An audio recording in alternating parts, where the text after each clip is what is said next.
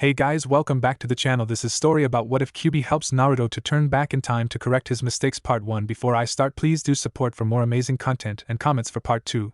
Do consider to subscribe my channel and share my video to your friends and check out the description as well. Let's start the video. He had failed to protect his loved ones. Failed to beat the one who had caused so much pain and destruction. Failed to beat Madara. The final battle had gone well at first. Naruto had killed Sasuke in the beginning, Sakura as well since she had betrayed everyone. It seemed that her fangirl side and apparent love for Sasuke had clouded her mind. Naruto had held his own against Madara without using the kyuubi's chakra. Their attacks had been so powerful they leveled mountains, shattered trees and created huge craters. But when Naruto's friends appeared to help was when it had gone downhill. Madara had used Naruto's moment of distraction to his advantage. He had gotten behind everyone and silently killed them all. By the time a warning had left Naruto's mouth, they were gone. When he saw that every one of his friends, loved ones, and surrogate family were gone, he snapped.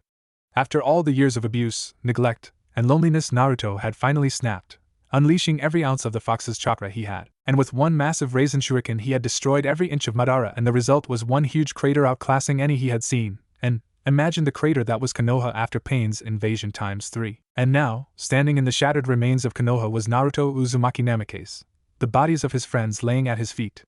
Shikamaru, Choji, Ino, Kiba, Hinata, Shino, Niji, Tenten, Lee, Kakashi, Kurenai, Guy, Shizen, Tsunade, even little Tenten, all of them gone. The young man stared at them with tear-filled eyes before all the fatigue and mental exhaustion took their toll on him, and he passed out. Naruto's Mindscape. Now standing in front of the cage that housed the kyuubi, Naruto just stared blankly ahead.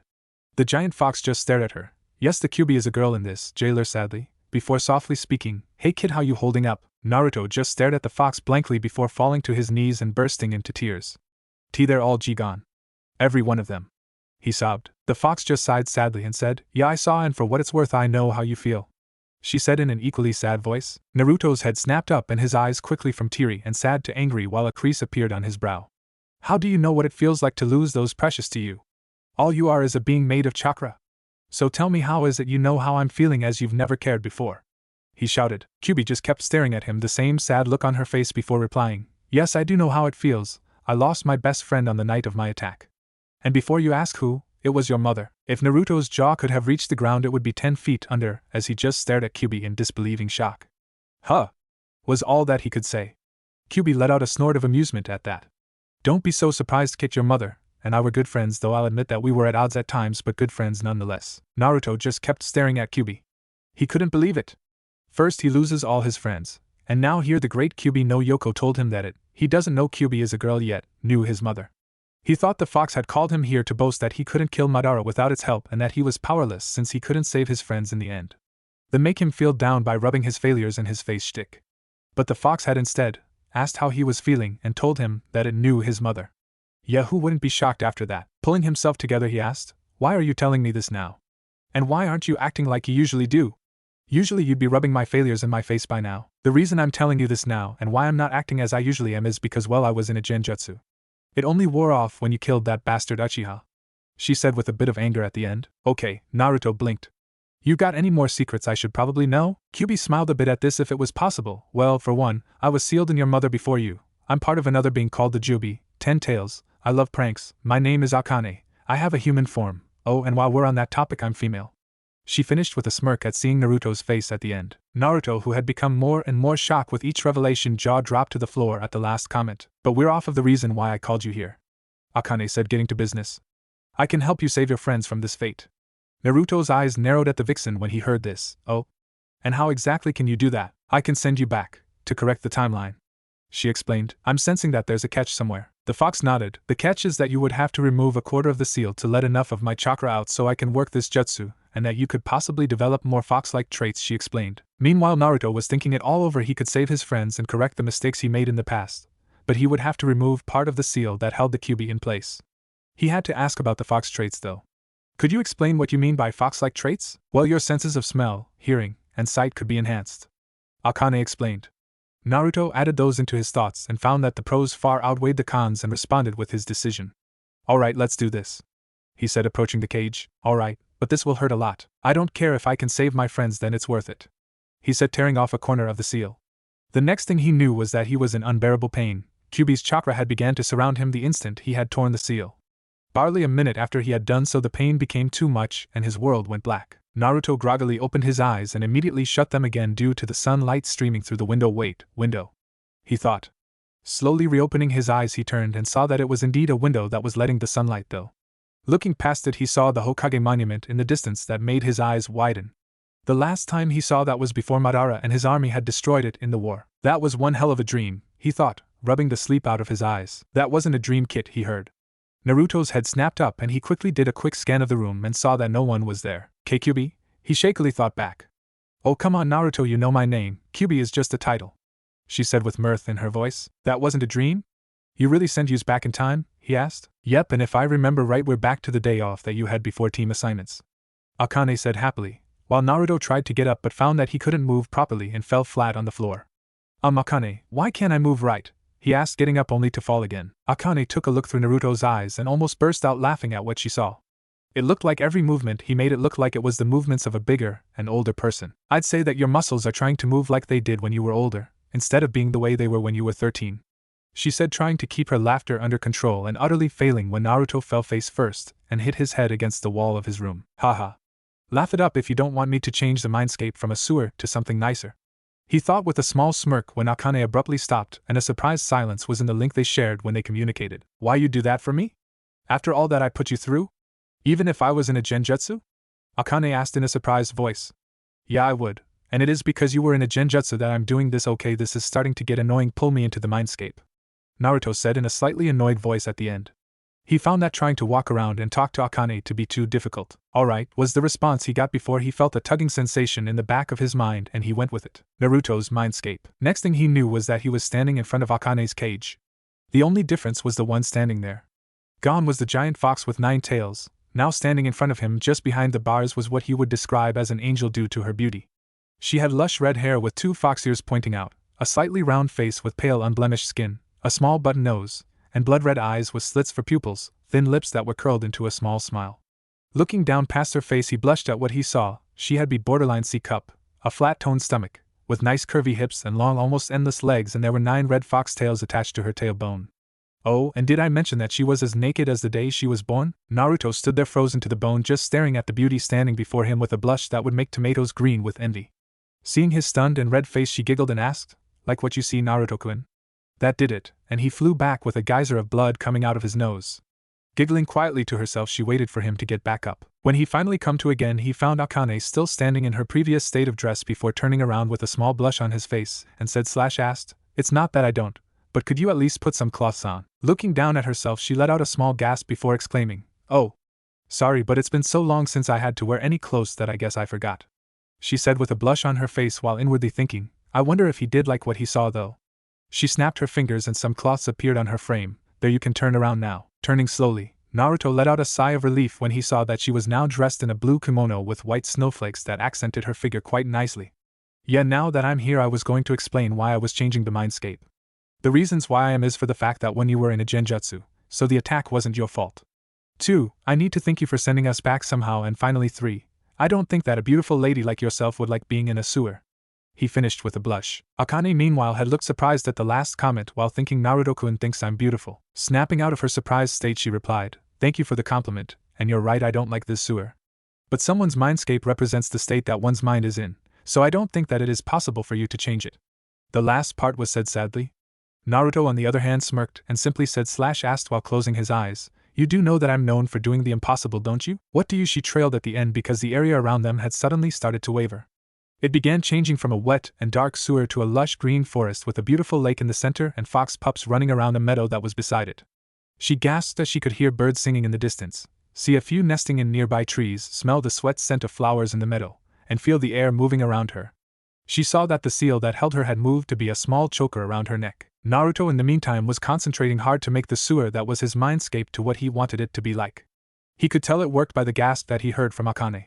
When he was done, he opened his eyes and found that it was as he hoped it would be. Next thing he knew was that Akane had tackled him to the ground and was hugging him as if he was her lifeline, all the while muttering thank you with tears in her eyes. Naruto just chuckled softly and held her close, waiting for her to finish.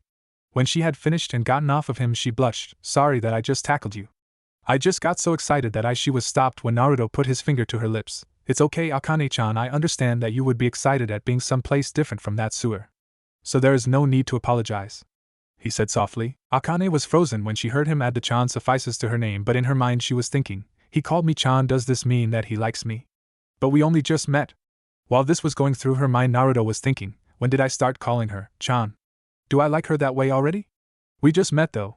But he pushed those thoughts out of his mind when he heard Akane speaking. Naruto-kun, I think that when you leave that you should get used to your younger body again, then go train to see what abilities you still have from the future and go to a ninja store to stock up on supplies and get a better outfit, because the truth is that orange jumpsuit looks terrible and is not suitable for ninjas because it's too bright and lacks stealth.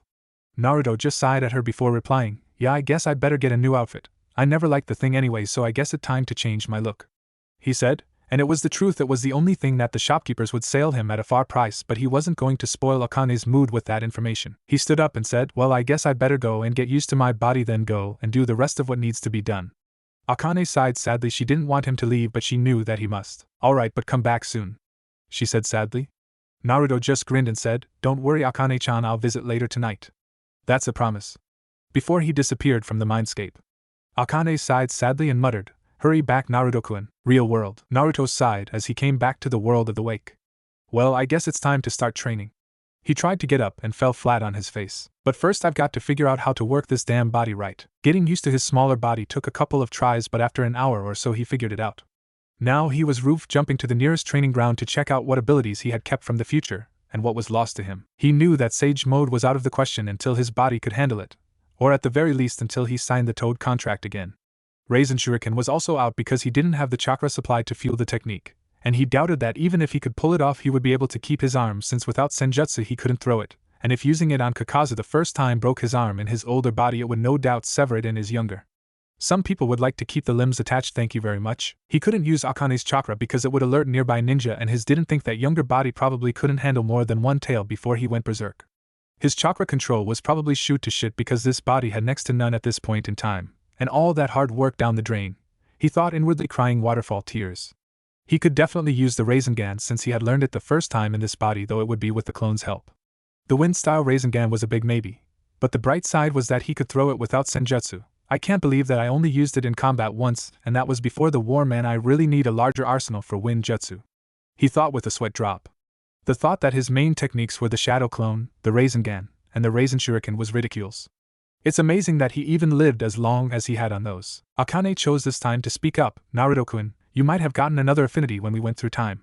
I'm not sure, but it's a good chance it's fire since that's my element, and I sent a large amount of chakra through your body to do that.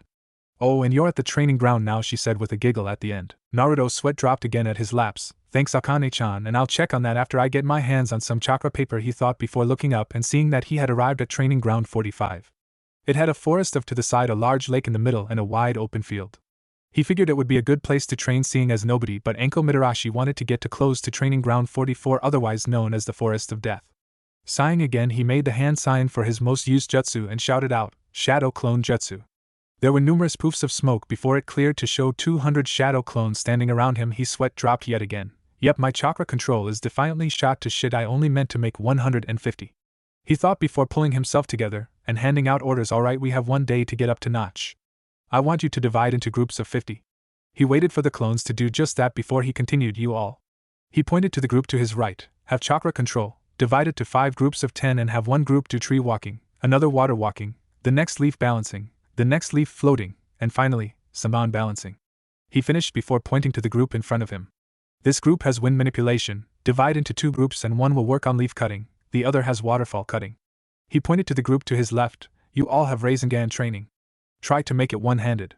He turned to the group behind him. The last group has the wind style. Rasengan, try to make it with only one clone to add the wind, the other will try to handle the shape manipulation. If you can't, then use the third clone to, at the very least, see if it is even possible to do the technique. He turned and addressed all the clones now. Dispel the best one from in the group every hour, now get to your work. He finished in a shout. Yes, boss.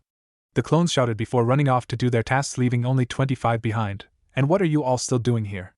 He asked the group. Well, one brave clone spoke up. There isn't any waterfall in this training ground. The clone finished with a nervous chuckle. Naruto looked up and saw that indeed the training field didn't have a waterfall. What it did have though was a large group of boulders beside the lake. Remembering what Yamato said about boulders being an option to cut if there wasn't a waterfall nearby, he got an idea. Well, why not use the boulders instead of a waterfall then? He asked. The clone's sweat dropped at their stupidity before replying with a meager yes, boss. Before setting off to their task of cutting boulders. Naruto sighed at them before setting off to find the nearest ninja library. When he got there, he went straight to the jutsu section and looked up wind and fire jutsu. Sitting down at a table and flipping through the tutorials to the main section of the wind jutsu of the book, he scanned the page until he found some that looked interesting. A jutsu called Great Breakthrough Wind Style. Great Breakthrough, a relatively simple technique that creates a sudden gust of wind, but its scale varies greatly depending on the user. If used by a superior shinobi, it has enough destructive power to knock down a large tree. The wind from the squall can blow away all things in the user's line of sight. A variation of the technique involves a smaller blast of wind which gets ignited with flame. Hand signs are tiger, ox, dog, hare, and snake. This looks useful. He thought with a raised eyebrow at the technique's destructive power and the implications of the jutsu. Writing it down, he scanned farther down the page and found a powerful-looking one-wind style, petal dust dance, a technique that allows the user to summon a cyclone of petals to attack their opponent. The user must remain in one spot for the use of the technique, so he or she can direct it anywhere they desire. Therefore, the user can increase the direction and power of the technique to the maximum as a last resort. Hand signs are tiger, hare, and dragon. His eyes widened as a memory hit him. This is the technique that the body switcher used on me when we were sent on that grave robber mission. He thought, flashing back to the mission where he met Sora, before writing down the description and hand signs for the technique before finding the last jutsu in the book, and the wind tutorials were most of it. Wind style. Vacuum sphere. To operate this jutsu, the user takes a deep breath and then exhales several small blasts of wind chakra in such a manner that they are dispersed over an expansive range, enough to make it difficult to avoid them entirely without taking any damage. Due to the properties of this technique, the expelled blasts are capable of piercing into and potentially through an opponent's flesh when they collide, in a similar manner to how bullets function. Hand signs are rat, hare, and dog. Naruto raised a brow at the description. Odd, it sounds like a wind version of the phoenix flower jutsu. He thought before Akane spoke through the link. Actually, Naruto-kun, it is, but the vacuum wave came first. I should know, I'm the one who made the phoenix flower jutsu, and then showed it to the ninja. She said, surprising Naruto a bit. Well, I didn't expect that. Was all he could say before picking up the fire style book. But instead of skipping the fire manipulation section, he read through them and found that it was similar to wine manipulation. All he had to do was superheat his chakra to burn a leaf, and the second step was to make a small pond boil or melt a boulder if a pond was not nearby. Reading further down, he came to the following. Warning: it is recommended that you have a water user nearby in case of fire spreading to nearby trees/flammable objects. Sighing quietly to himself, Naruto flipped to the jutsu section of the book and found that the first technique was the phoenix flower jutsu. Must be a popular technique then, he thought, but sighed when he heard Akane giggling at his thought. You know I could change the Mindscape back to the sewer, right? He asked and smirked when he heard he stop abruptly. You wouldn't, she dared. Try me. Akane no like sewers. Akane a good girl. Akane shouted childishly, curling into a little ball and sucking her thumb, similar to what a 2-year-old would do. Naruto's sweat dropped. Okay, I was joking, Akane-chan, just calm down.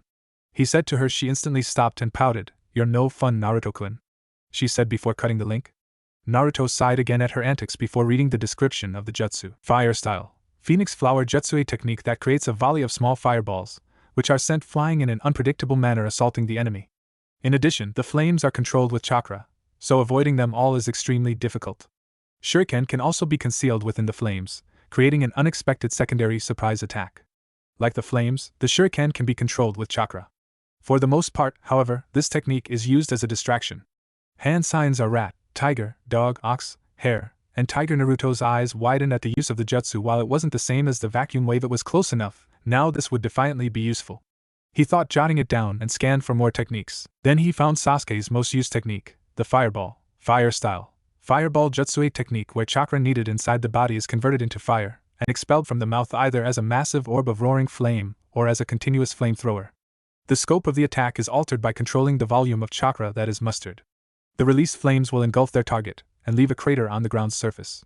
This technique apparently requires more than average chakra reserves, and most genin should not be able to do this technique. Hand signs are snake, tiger, monkey, boar, horse, and tiger, and most genin don't have the chakra reserves of Kage. He thought with a smirk before it fell, then became a wide grin when the first memories of his clones came to him. The good news was that he could still do the Rasengan with the clone's help and the wind style. Rasengan could be made with only one clone and could throw it. But the bad news was that wind manipulation and chakra control groups hadn't made much progress. They could cut half the leaf and a quarter of the boulders, but not much further than that, and the control groups could get up the tree and could walk on water. but the leaf balancers and floaters couldn't get it right yet. Neither could the Samban balancers.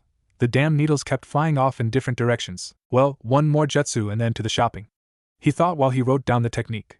Looking further into the book, he found a really powerful technique. He quickly scanned through the description and smirked before writing it down, folding the paper, pocketing it, and left, heading to the one store that he knew would give him service. Naruto smiled as he stood outside the 10 points weapon shop. A small shop Tenten and her family owned. It looked small, but on the inside it was absolutely huge. Inside, the walls were lined with shelves and shelves of kunai, shuriken, ninja wire, swords, and just about any bladed weapon you could think of.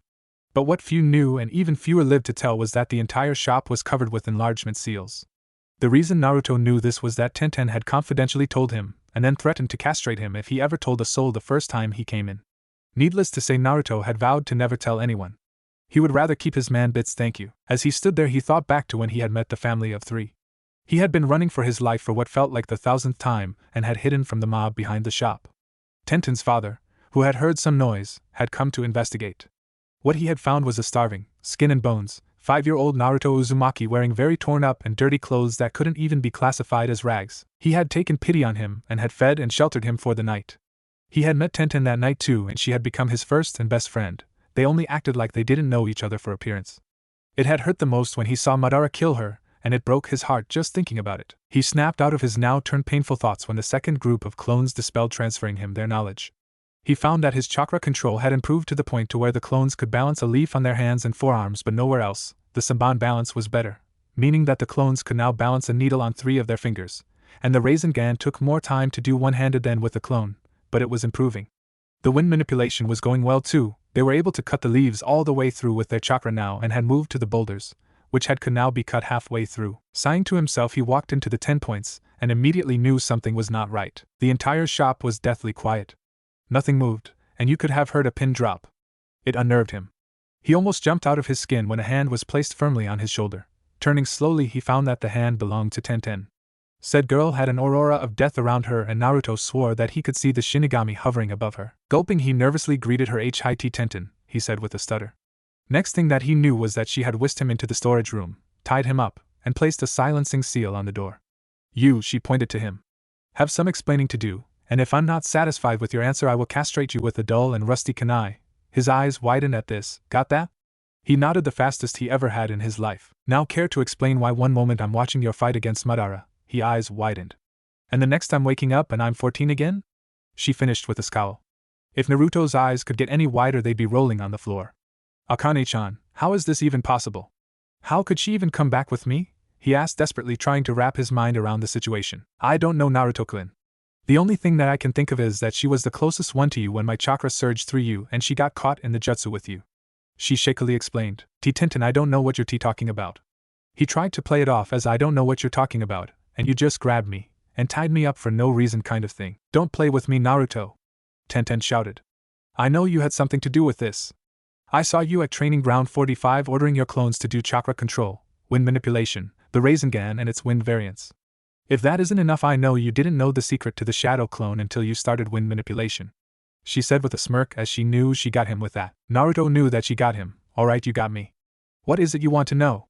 He sighed/asked. Everything, she said with a grin. So he explained everything, how Madara had killed everyone, how he had went berserk and destroyed him, when he had met the real kyuubi, and turned back the time. Everything to the point of now, and I guess you being the nearest me when I collapsed got wrapped in Akane-chan's chakra. He finished. Tenten rubbed her chin with a thoughtful look as she processed what she had just heard. So let me get this straight, Madara killed us all. Naruto nodded. You lost control of the kyuubi's chakra. He nodded again. Destroyed every inch of him with a massive Rasen shuriken. A nod.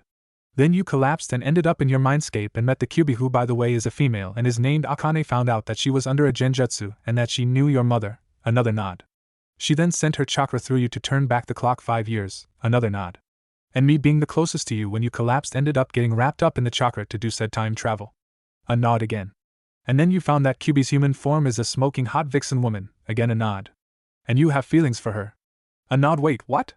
He asked with a blush. You can't fool me, Naruto, and I saw the blush you had when you were talking about Akane-san, she said with a smirk. Is it really that obvious? Naruto asked in dismay. Yeah, it is, Tenten said with a sigh, then asked something that completely blew his mind. Can I meet her? Huh? He stuttered with wide eyes. Oh come on, Naruto-kun, how many people can say that they've met the strongest being on the planet who just so happens to be a female? So can I meet her? Please, with a cherry on top. She said with the puppy dog eyes and her lower lip pouting at him. I must resist the look, but it's so cute, and oh, I must resist the look. He thought, desperately trying to resist her look. He was having relative success until Tenten added tears to her eyes. No, not the teary eyes. He thought, crying anime tears as his defenses fell, and he gave in. All right, just untie me first. These ropes are a little tight, he said in pain at the last bit. Oh, sorry, she said, smiling sheepishly and undoing the ropes. After she had untied them, Naruto got up. All right, I'll let you meet her. Tenten smiled brightly at that. But not here. Walk with me to training ground 45 after I've restocked my supplies and gotten a better outfit, then I'll let you meet her, okay? He said / asked, quickly seeing her expression go from happy to dangerous, then to contemplative, in a matter of seconds. Sighing to herself, she asked, that's probably the best I'm going to get, isn't it? Pretty much, yeah, Naruto said with a smirk. Oh, alright. Just hurry up. Tenten said with dangerous expression, ripping the silencing seal off the door and letting him out. Okay, he said quickly, jumping out of the closet, grabbing 4 sets of kunai and 5 sets of shuriken before turning and heading to the clothing section. Grabbing some that caught his interest, he headed to the changing room. Setting his equipment down on the bench beside them, he entered and changed into the new clothes. Wow, Tenten said with a blush staining her face and some blood dripping from her nose when she caught sight of Naruto in his new outfit. What he was wearing was a skin-tight, fishnet shirt that showed his developing muscles and six-pack abs, black umbu-style pants that stopped about mid-calf and had tape going from where they stopped down to his feet that were in black shinobi sandals, fingerless gloves that had a metal plate on them, similar to Kakashi's. He had changed the cloth to his headband to black, similar to his Shippuden one.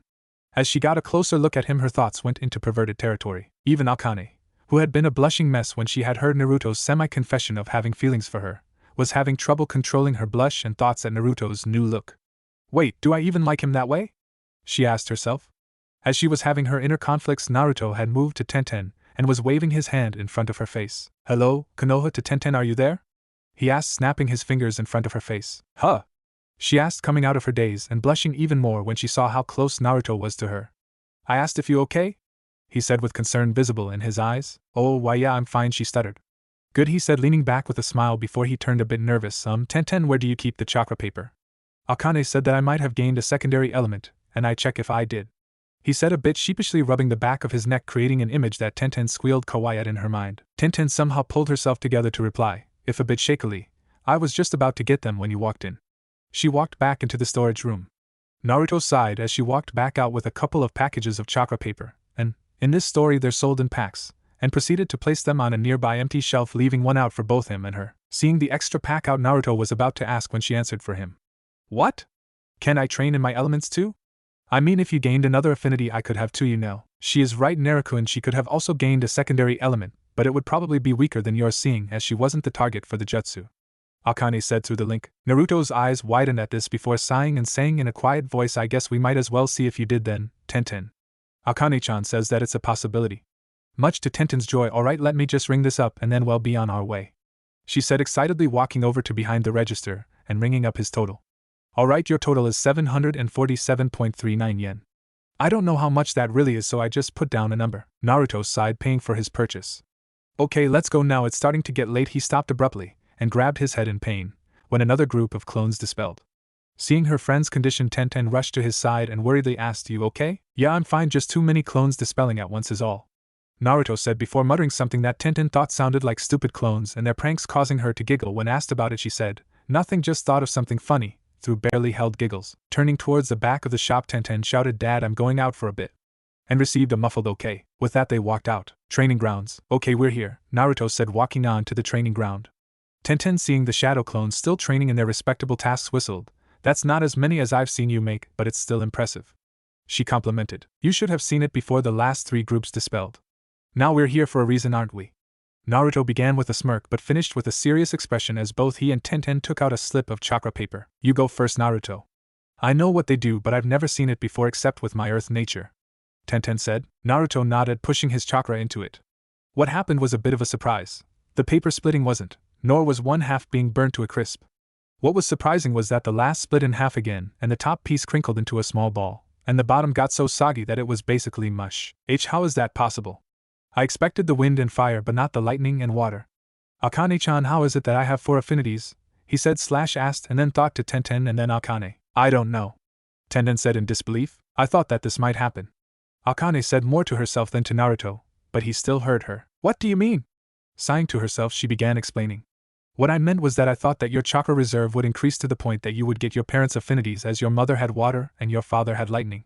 She finished. So the fact that my chakra control is shot is that my reserve increased, not that my body has none at this point in time, he asked. Not entirely, but mostly it's the fact that at the moment your chakra control sucks, she said with a giggle. A vein popped on Naruto's head and his eyebrows started twitching in annoyance. Breathing deep to calm himself, he turned to Tenten, who had looked at him for an explanation. Sighing to himself, he explained, Akane-chan says that the reason I have 4 natures instead of 2 is that my reserves increased so much that I gained both my parents' natures, mom being water, dad the lightning. Right, she said in an amazed voice before something clicked. Hey Naruto-kun, could the same could have happened to me?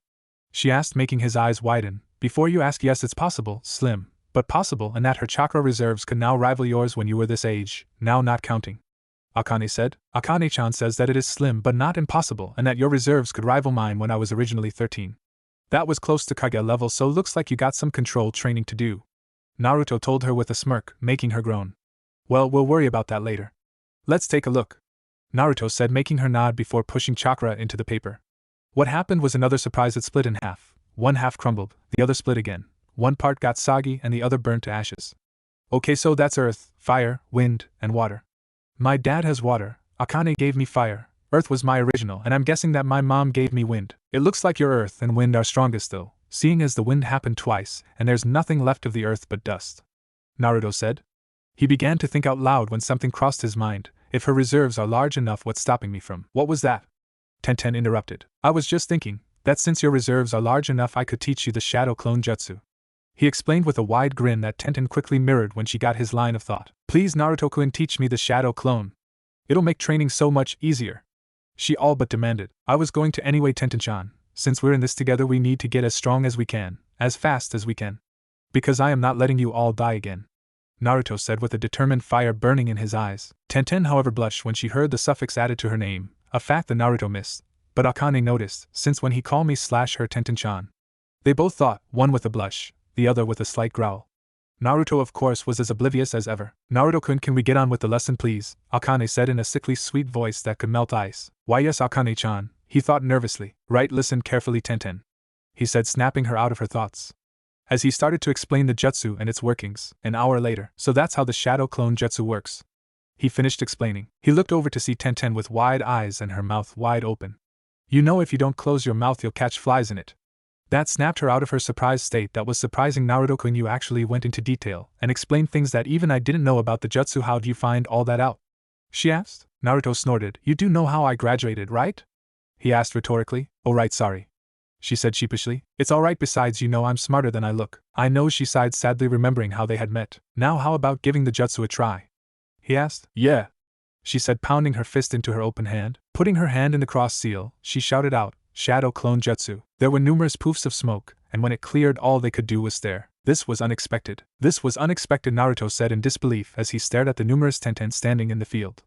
There were 150 of them. No shit, Sherlock, one of the Naruto clones who had stopped training to view the event said.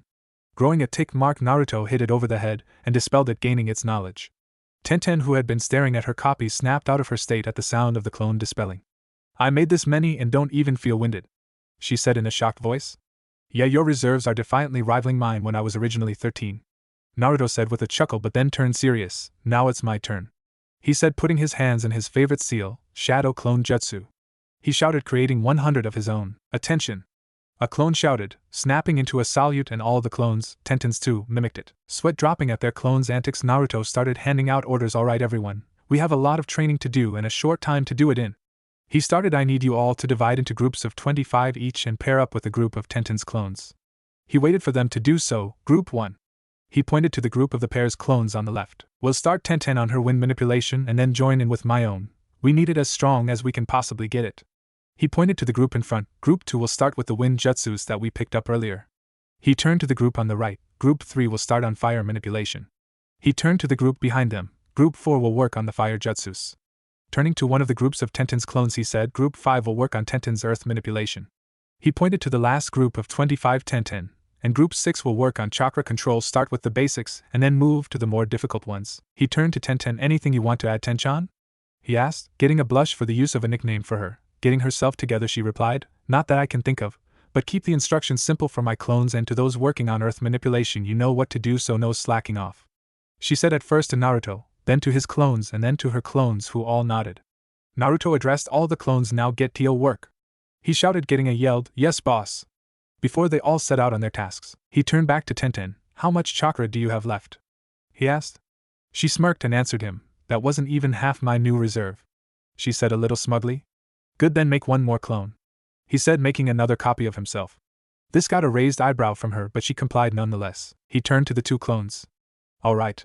You two will be going to the library to check out the basics for lightning and water manipulation. Then check for ninjutsu. Write each your own copy, then come back and dispel. Got all that? He finished. Yes, boss. Was his reply from his copy. He got a simple yes from Tenten's clone before they set off. Naruto faced Tenten, who was staring at him wide-eyed. Something on my face? He asked with a grin.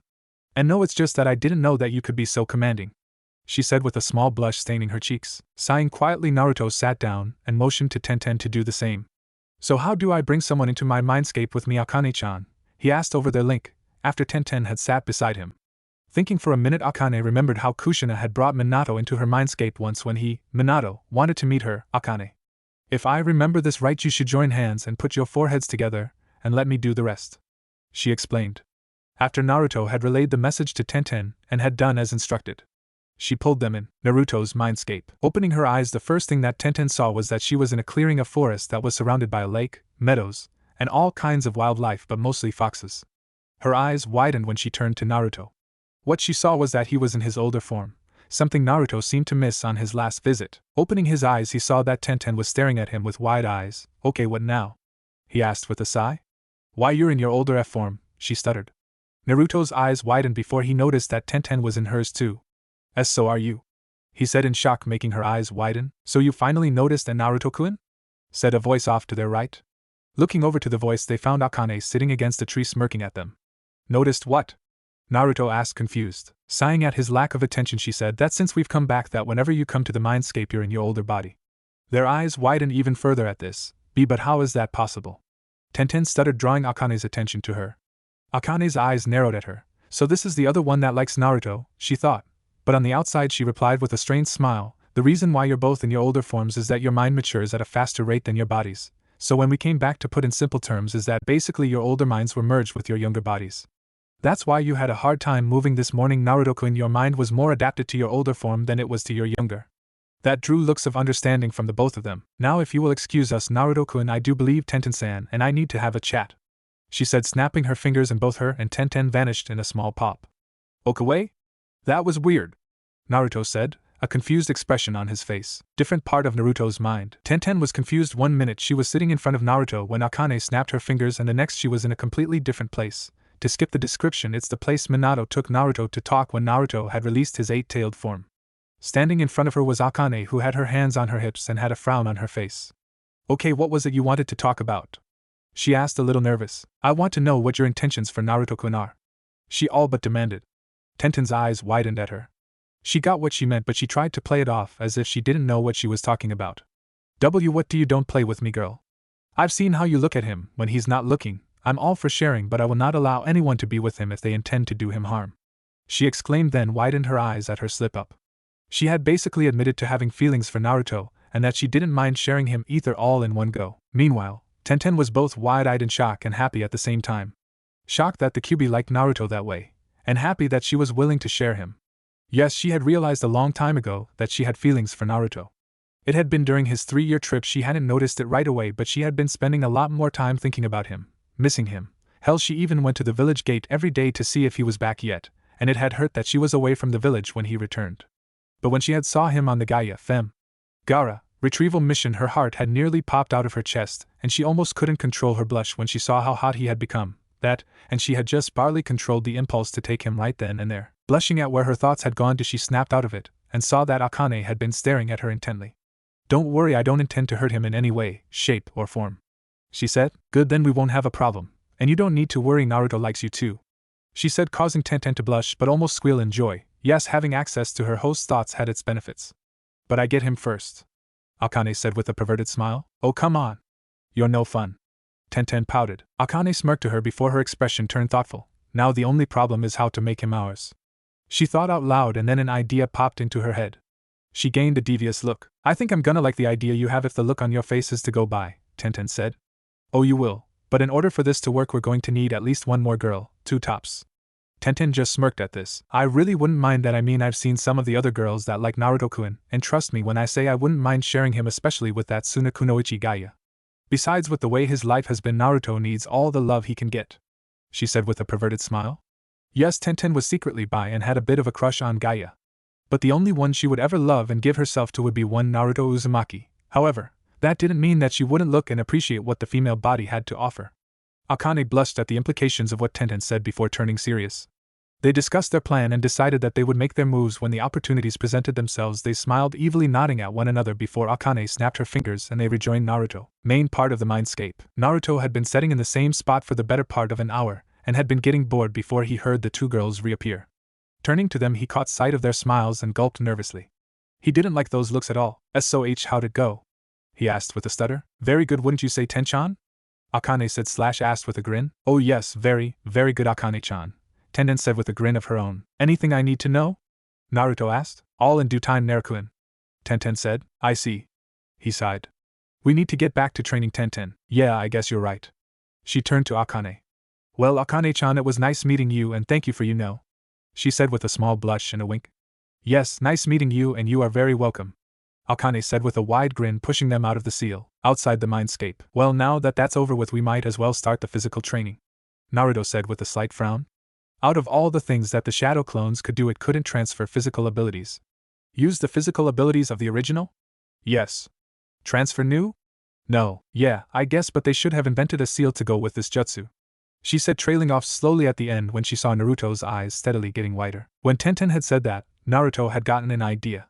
What if he could make a seal to switch the knowledge transference to physical transference? The answer was so simple yet so hard at the same time, because as to make the actual seal would take more talent than he currently had with seals.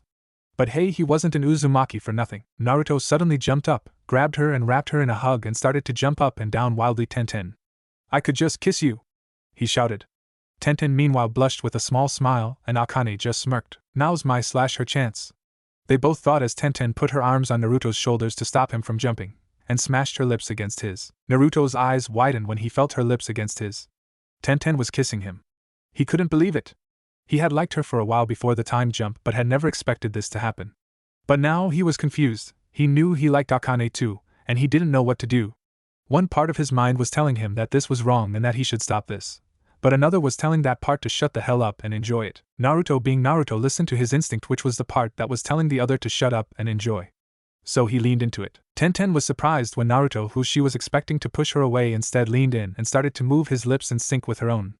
To her, she was in heaven. She was kissing the boy no man of her dreams. Deciding to take this up a notch, Naruto parted his lips and licked her lower lip, asking for entrance. Tenten was surprised even more when she felt Naruto's tongue rubbing her lower lip and gladly let him in. In a battle of tongues, they explored each other's mouths. To Tenten's surprise, Naruto's mouth tasted not like ramen, like she had expected, but oranges and grapes mixed. To Naruto, Tenten's mouth tasted like cherries. Moaning, Tenten pulled away, earning a disappointed groan from Naruto. That was my first kiss, she shakily said. Naruto's eyes widened at this. It was mine too, he said, blushing brightly. The kiss with Sasuke never happened. Tenten looked down, and then noticing their position, it seemed that somehow she had ended up straddling Naruto's waist and had her hands on either side of his head. Naruto looked to the side when he noticed their position and saw that their clones had gathered to watch the show. Looking back up to her, he said, Tenten, yeah, it looks like we have an audience. Naruto gestured with his head to the gathered clones. She looked over to said clones, who seemed to realize that they had been spotted and rushed back to their tasks. You, Tenten, see, could you get up? Not that I don't love to have a beautiful woman such as yourself on top of me, but this could cause unwanted problems if someone were to see us like this, Naruto said with a sheepish smile. Blushing at the compliment, Tenten sighed but complied. So, what does this make us now? Naruto asked nervously, not sure what to do after all that. This would make you my boyfriend. And before you ask, yes, Akane knows about your feelings toward her as well as me, and it goes the same for us towards you, Tenten said, smirking, she leaning in and whispered huskily into his ear. Just to let you know, I don't mind sharing, and neither does she. Naruto's eyes widened for what felt like the 100th time today and asked inwardly, Akane-chan, is this true? There was a moment of silence before. Yes, Naruto-kun, it is, Akane said quietly. Then does this mean that you want to be with me as well? Why yes, she stuttered shyly. Naruto couldn't believe that not only did he get not one but two super hot girlfriends, and all in one day too. Naturally, he did the only thing he could in this situation. He fainted due to an overloaded brain, and a megawatt smile on his face. Later that night, after Naruto had regained consciousness, he couldn't stop smiling, even through the physical workout from hell that he put them through that day. Whenever they looked at each other, they would both have that shit-eating grin. It seemed the clones they had made to go to the library had seen fit to drop their jutsu lists at their respective homes and dispelled. Though the list seemed interesting, several lightning, water, and more fire jutsu for the both of them, there did not seem to be too many wind jutsu, seeing as was the rarest element, and Konoha didn't have that many users of said element. Even at the end of the day, they could say they were at the very least half as skilled as they were before the war, Naruto having several more jutsu down now than before, even more so, though they'd have to remember to ask either Gaia or Temari for some wind jutsu when the invasion was over. Naruto's face darkened at the thought of the invasion, the thing that had started most of his pain, losing his Gigi, Sasuke's defection, and him ultimately completing his Nindo. He had so many things to prevent: Sasuke getting the curse seal, Gigi dying, and now that he thought about it, Kakashi's favoritism, as that and seeing Naruto getting stronger had driven Sasuke over the edge. Overall, he and Tenten had a lot of hard work and training to do. Naruto had walked Tenten home to the 10 points, hand in hand, and she had left him after a fierce makeout session and a promise to meet up the next day. Before walking inside with a small blush, all in all a very productive day were his last thoughts before going to sleep, anticipating the next day. Naruto woke up in a very good mood. Until he remembered what today was, that is, team assignment day. He thought at the memories of what happened the first time around and his mood soured even more. Calm down, Naruto, they'll get what's coming to them, Akane said, referring to his two future teammates. Yeah, I guess. Hey, pull me in for a minute, Akane-chan. She raised a brow but did as asked. When he got there, he walked right up to her and pulled her down into a kiss that quickly turned into a fierce tongue duel. After a couple of minutes, he pulled back from a shocked and red-faced Akane. What was that for?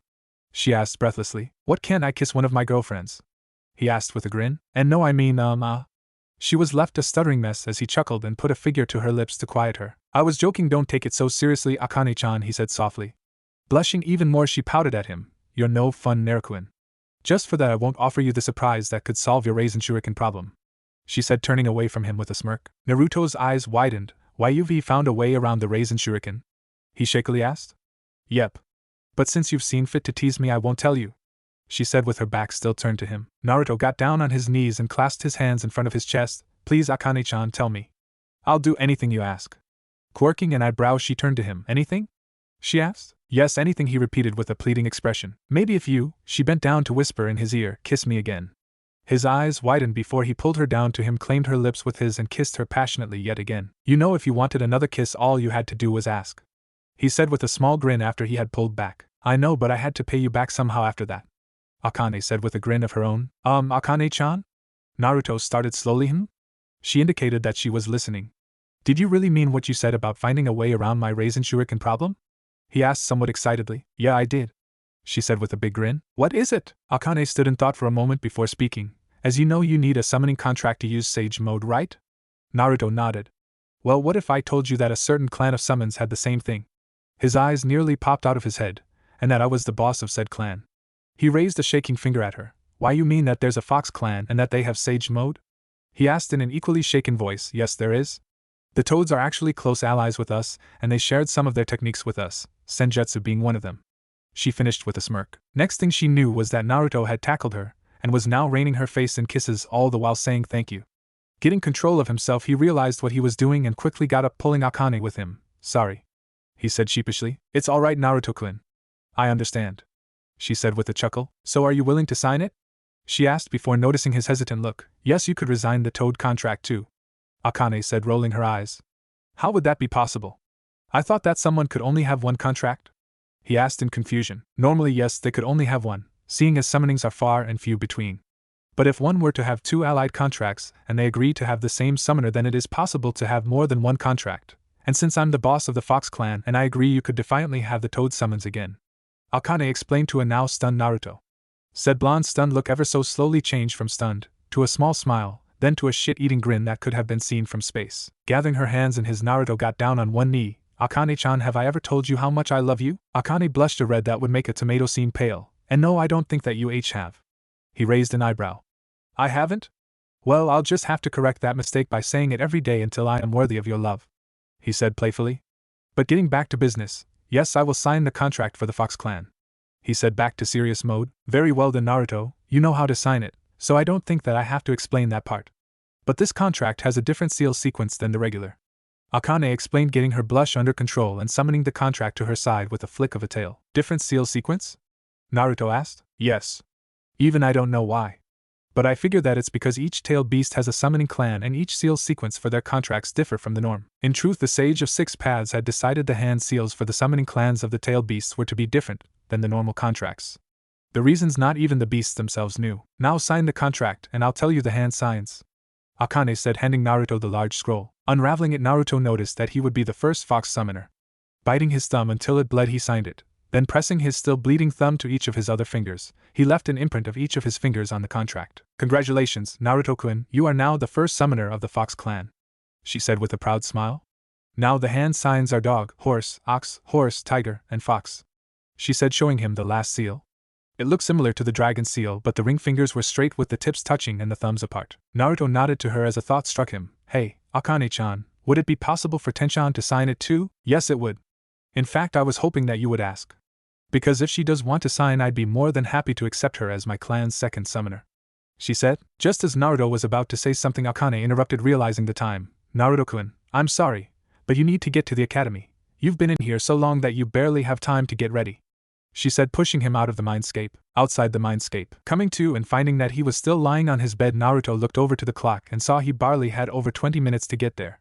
Jumping out of bed, he ran to the bathroom, stripping out of his night clothes, quickly showered, changed into his new clothes that he got the day before, and left. While he was on his way, he saw Tenten walking with her team, Guy not being present because of team assignments. Smirking to himself, he rushed past, just barely missing them. What was that? Niji Hyuga, the team's resident arrogant ass and deep believer in fate, coughed through the smoke. I don't know, but that person's flames of youth are burning brightly. If I cannot match them, I will run around the village 100 times on my hands, and if I can't do that, I will. Lee was cut off by Tenten's fist impacting his head. Geez, Lee, that's enough, she exclaimed, annoyed at his exuberance. I'm so going to get you for that, Naruto-kun, all that just to hand me a note, she thought, slipping her hand into her pocket where said note was currently at. Naruto, meanwhile, had just managed to get to the academy with 5 minutes to spare. A new record. That's 5 minutes faster than the last time, he thought with a smirk, walking into the classroom. As seeing that he was one of the last to arrive, he almost froze at seeing all his friends again, but he had been prepared for the shock of seeing them, even if it still hurt. These were the friends that didn't know what it meant to be a shinobi, the ones that were still naive to the world around them, and this time he would save them. Sitting down at the back of the class, he started a conversation with Akane through the link. So Akane-chan, anything I should know about the Fox Sage mode? He asked, somewhat curious about it. Taking a moment to gather her thoughts, she started to explain. The Fox Sage mode is in essence the same as the Toad's, with a few minor differences. Such as instead of the bar-like pupil, it is instead a vertical slit. And the pigment around the eyes is a darker shade of red instead of orange. But once you gain the Toad contract again, you should be able to switch between the two looks, maybe even combine them. 1. His eyes glazed over and thought about all the information. So I'd be able to throw the Raisin Shuriken again, thus losing the wrist to my arm. That could really come in handy, especially against Orochimaru, he thought. That's why I gave you the contract, Naruto-kun. We need you as strong as we can get you, and Sage mode is a big advantage. Akane explained her reasonings behind the contract. That, and I think that it's time that the foxes finally had a summoner. Just as Naruto was about to reply, he heard a rumbling and knew what that meant. The fangirls are coming, he shivered. He was glad that he didn't have any at this point in time. Yes, he had had a fan club after the pain attack, and it wasn't enjoyable. He could honestly say it was the only thing he had never envied Sasuke for. To him, fangirls were useless excuses of kunoichi, the only exception being Ino, who took her training seriously. The door burst open, and in came the tidal wave of Sasuke's fangirls. Said Imo, who had been sitting quietly in his corner brooding, ignored them, and right after a fight had broken out at who would sit next to the said Imo, Irika Yumino, the class teacher, came into the room. After the Chunin had surveyed the scene, he sweat dropped. Good morning, class, please take a seat, he said. Said class ignored him. He grew a tick mark before smirking and performing a hand sign. I said shut up and take a seat, he shouted, his head enlarging to the point that it was twice its normal size, his patented demon-headed jutsu. That got the class, mostly the arguing fangirls, to calm down and do as instructed. Now that is over with, I can start with the team placements. Team 1 is Naruto tuned out the unimportant ones that he knew wouldn't pass their real graduation tests until it came to the ones he remembered. Team 7 is Sasuke Uchiha, Sakura Haruno. There was a loud screech of, "H.A. told you, pig, he's mine," and Naruto Uzumaki. There was an even louder screech formed the Banshee again. What? But Irika-sensei, Naruto Baka didn't even pass his graduation exam, she said in a mixture of disbelief and anger. Actually, I did pass. It seems that I have too much chakra to control for the normal clone jutsu, so the Hokage gave me a more chakra-consuming clone technique, which I was easily able to perform. Naruto spoke from his corner in the back of the room. Yeah right, Baka, stop lying and get out of here, Sakura screeched, jumping up to punch him. Naruto, seeing it coming, dodged, grabbed her arm, twisted it behind her back, and pinned her against the wall. We may be teammates, and I may be willing to work with you, Sakura-san, but your days of abusing me are over. I never liked you to begin with, so why should I let you continue it any longer? Naruto spoke to her in a cold voice that sent shivers down the class's spines. And as for me lying about having too much chakra, it's true, as I have never been able to perform the regular clone technique, and the one you just tried to punch is a copy of me. Spoke a voice above them. The class looked up to see Naruto sitting on the roof upside down. The girls blushed at his new look and most of the guys muttered show off. As you can see, he is indeed telling the truth, Sakura-san. Now could you tell your clone let her go, Naruto? Iruka asked in a calm voice. He had known the real Naruto had been there the entire time. Though, he had almost missed him. Naruto just looked at the scared Chunin for a moment before looking towards his clone that nodded and dispelled in a poof. Now that the distraction is over with Team 8 is Shino Aburame, Kiba Inuzuka, and Hinata Hyuga. Since Team 9 is still in circulation from last year, Team 10 is Ino Yamanaka, Choji Akimichi, and Shikamura Nara. Your senseis will be here in an hour, so use that time to get to know your teammates and have lunch. And I would like to congratulate you all for making it this far in your careers. Iruka finished before walking out of the room. Naruto jumped down from the roof, drawing everyone's attention to him before walking to the door and turning to the rest of the room. I don't know about you all, but I've got someone to meet for lunch, so see you all in an hour, he said and walked out of the door. Naruto sighed as he had to wait for Kakashi to arrive. Remind me to do something about his tardy problem. He thought to no one in particular, but Akane responded anyway, will do, Naruto-kun. Though, I don't see why you didn't threaten those disgusting Ika books of his, maybe that could straighten him out. She suggested, as she really thought that those books were degrading to women everywhere. Naruto's head collided with the top of the table he was sitting at, drawing the attention of his two teammates to him. What's with you, Baka?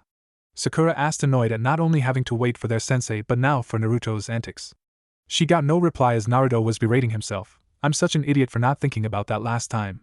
Akane was laughing at him for his stupidity. Just as he was about to reply, the door opened, and in popped a head that was mostly covered with a mask and headband with spiked gray hair, and a lazy look in the one visible eye. Kakashi just looked at the genin that were his team. My first impression of you all is I hate you.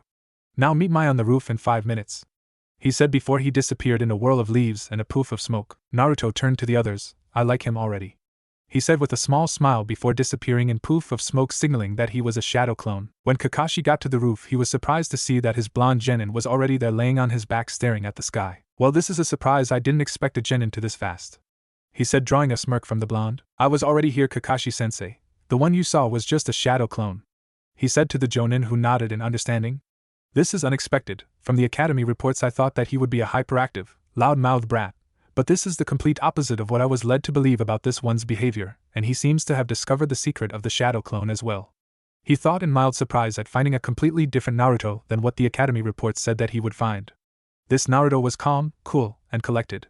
A big difference than the hyperactive, loudmouth stated in the reports. His thoughts were cut off when the door to the roof opened to show the other two on his team, who looked surprised to see the two already there. Kakashi waited for them to sit on either side of their teammate before speaking. Now we can introduce ourselves. Introduce ourselves? Sakura asked, causing a sweat drop to go around the group. And she was said to be the smartest girl in the academy, they all thought. Yes, you know your likes, dislikes, and dreams for the future, he said. Maybe you could go first to show us what you mean, she said to him, making everyone's sweat drop again. Alright then. My name is Kakashi Hatake. My likes, my dislikes. Well, I have a lot of hobbies. My dream for the future, never really thought about it, he said, causing two of the genin to look at him questionably, and the third to just smile slightly in remembrance. Alright, you can go next, Pinky, Kakashi said, pointing to Sakura, whose eyebrow twitched slightly at the nickname. She calmed down to do her introduction. My name is Sakura Harino. My likes, she looks at Sasuke and giggles. My dreams for the future, she again looks to Sasuke, giggling again and blushes. And your dislikes? Kakashi asked, fearing for the worst. I know Pig and Naruto Baka, she screeched, causing everyone to cover their now ringing ears. Just I thought a fangirl, he thought with a shiver. Cutting his thoughts before they brought up bad memories, he pointed to Sasuke. Okay, Duckbutt's turn, he said, causing Naruto to snicker, Sasuke's eyebrows to twitch, and Sakura to glare at him for insulting her crush. My name is Sasuke Uchiha. I have few likes, and many dislikes, and my goal is to kill a certain man, Sasuke said in his flat tone, causing Naruto and Kakashi to sweat drop, and Sakura to think, he's so cool. I think I just lost 10 years off my life writing that. Just as I thought, a brooder who is probably arrogant, thinks of nothing but himself, and is too stuck on revenge to do anything else, Kakashi thought to himself with a sigh. And last, but not least, Blondie, he said, pointing to Naruto, who sighed before starting his introduction. My name's Naruto Uzumaki. My likes are ramen, training, my friends, and 2 certain people. He started, and heard Akane giggling to herself at the reference to Tenten and her. My dislikes are arrogant people, hypocrites, rapists, those who would harm those precious to me, and a certain book series.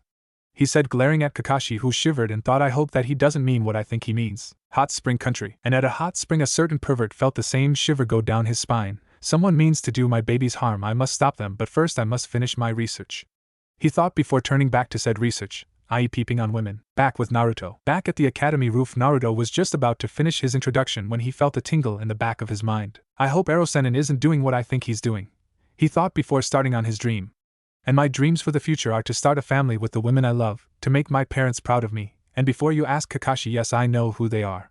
He said, jerking his head to the Hokage monument, more specifically the 4th's head, making Kakashi's eye widen before he continued, and to become Hokage, not because the people will respect me, but so I can protect the village and everyone in it, because to be Hokage it means that one must not only be prepared to protect, he must be prepared to lay down his life for not only the village and civilians, but for his Sodders as well. He finished with a determined fire in his eyes. His semi-speech had a few reactions, Sasuke's being eyes widening and thinking, maybe he isn't such a dope after all. Sakura's being nothing more than a simple humph, and Kakashi's eye widening even further. Not only does he know who his parents are, he defiantly knows what it means to be Hokage. He thought, really surprised now. Pulling himself together, he spoke to his team.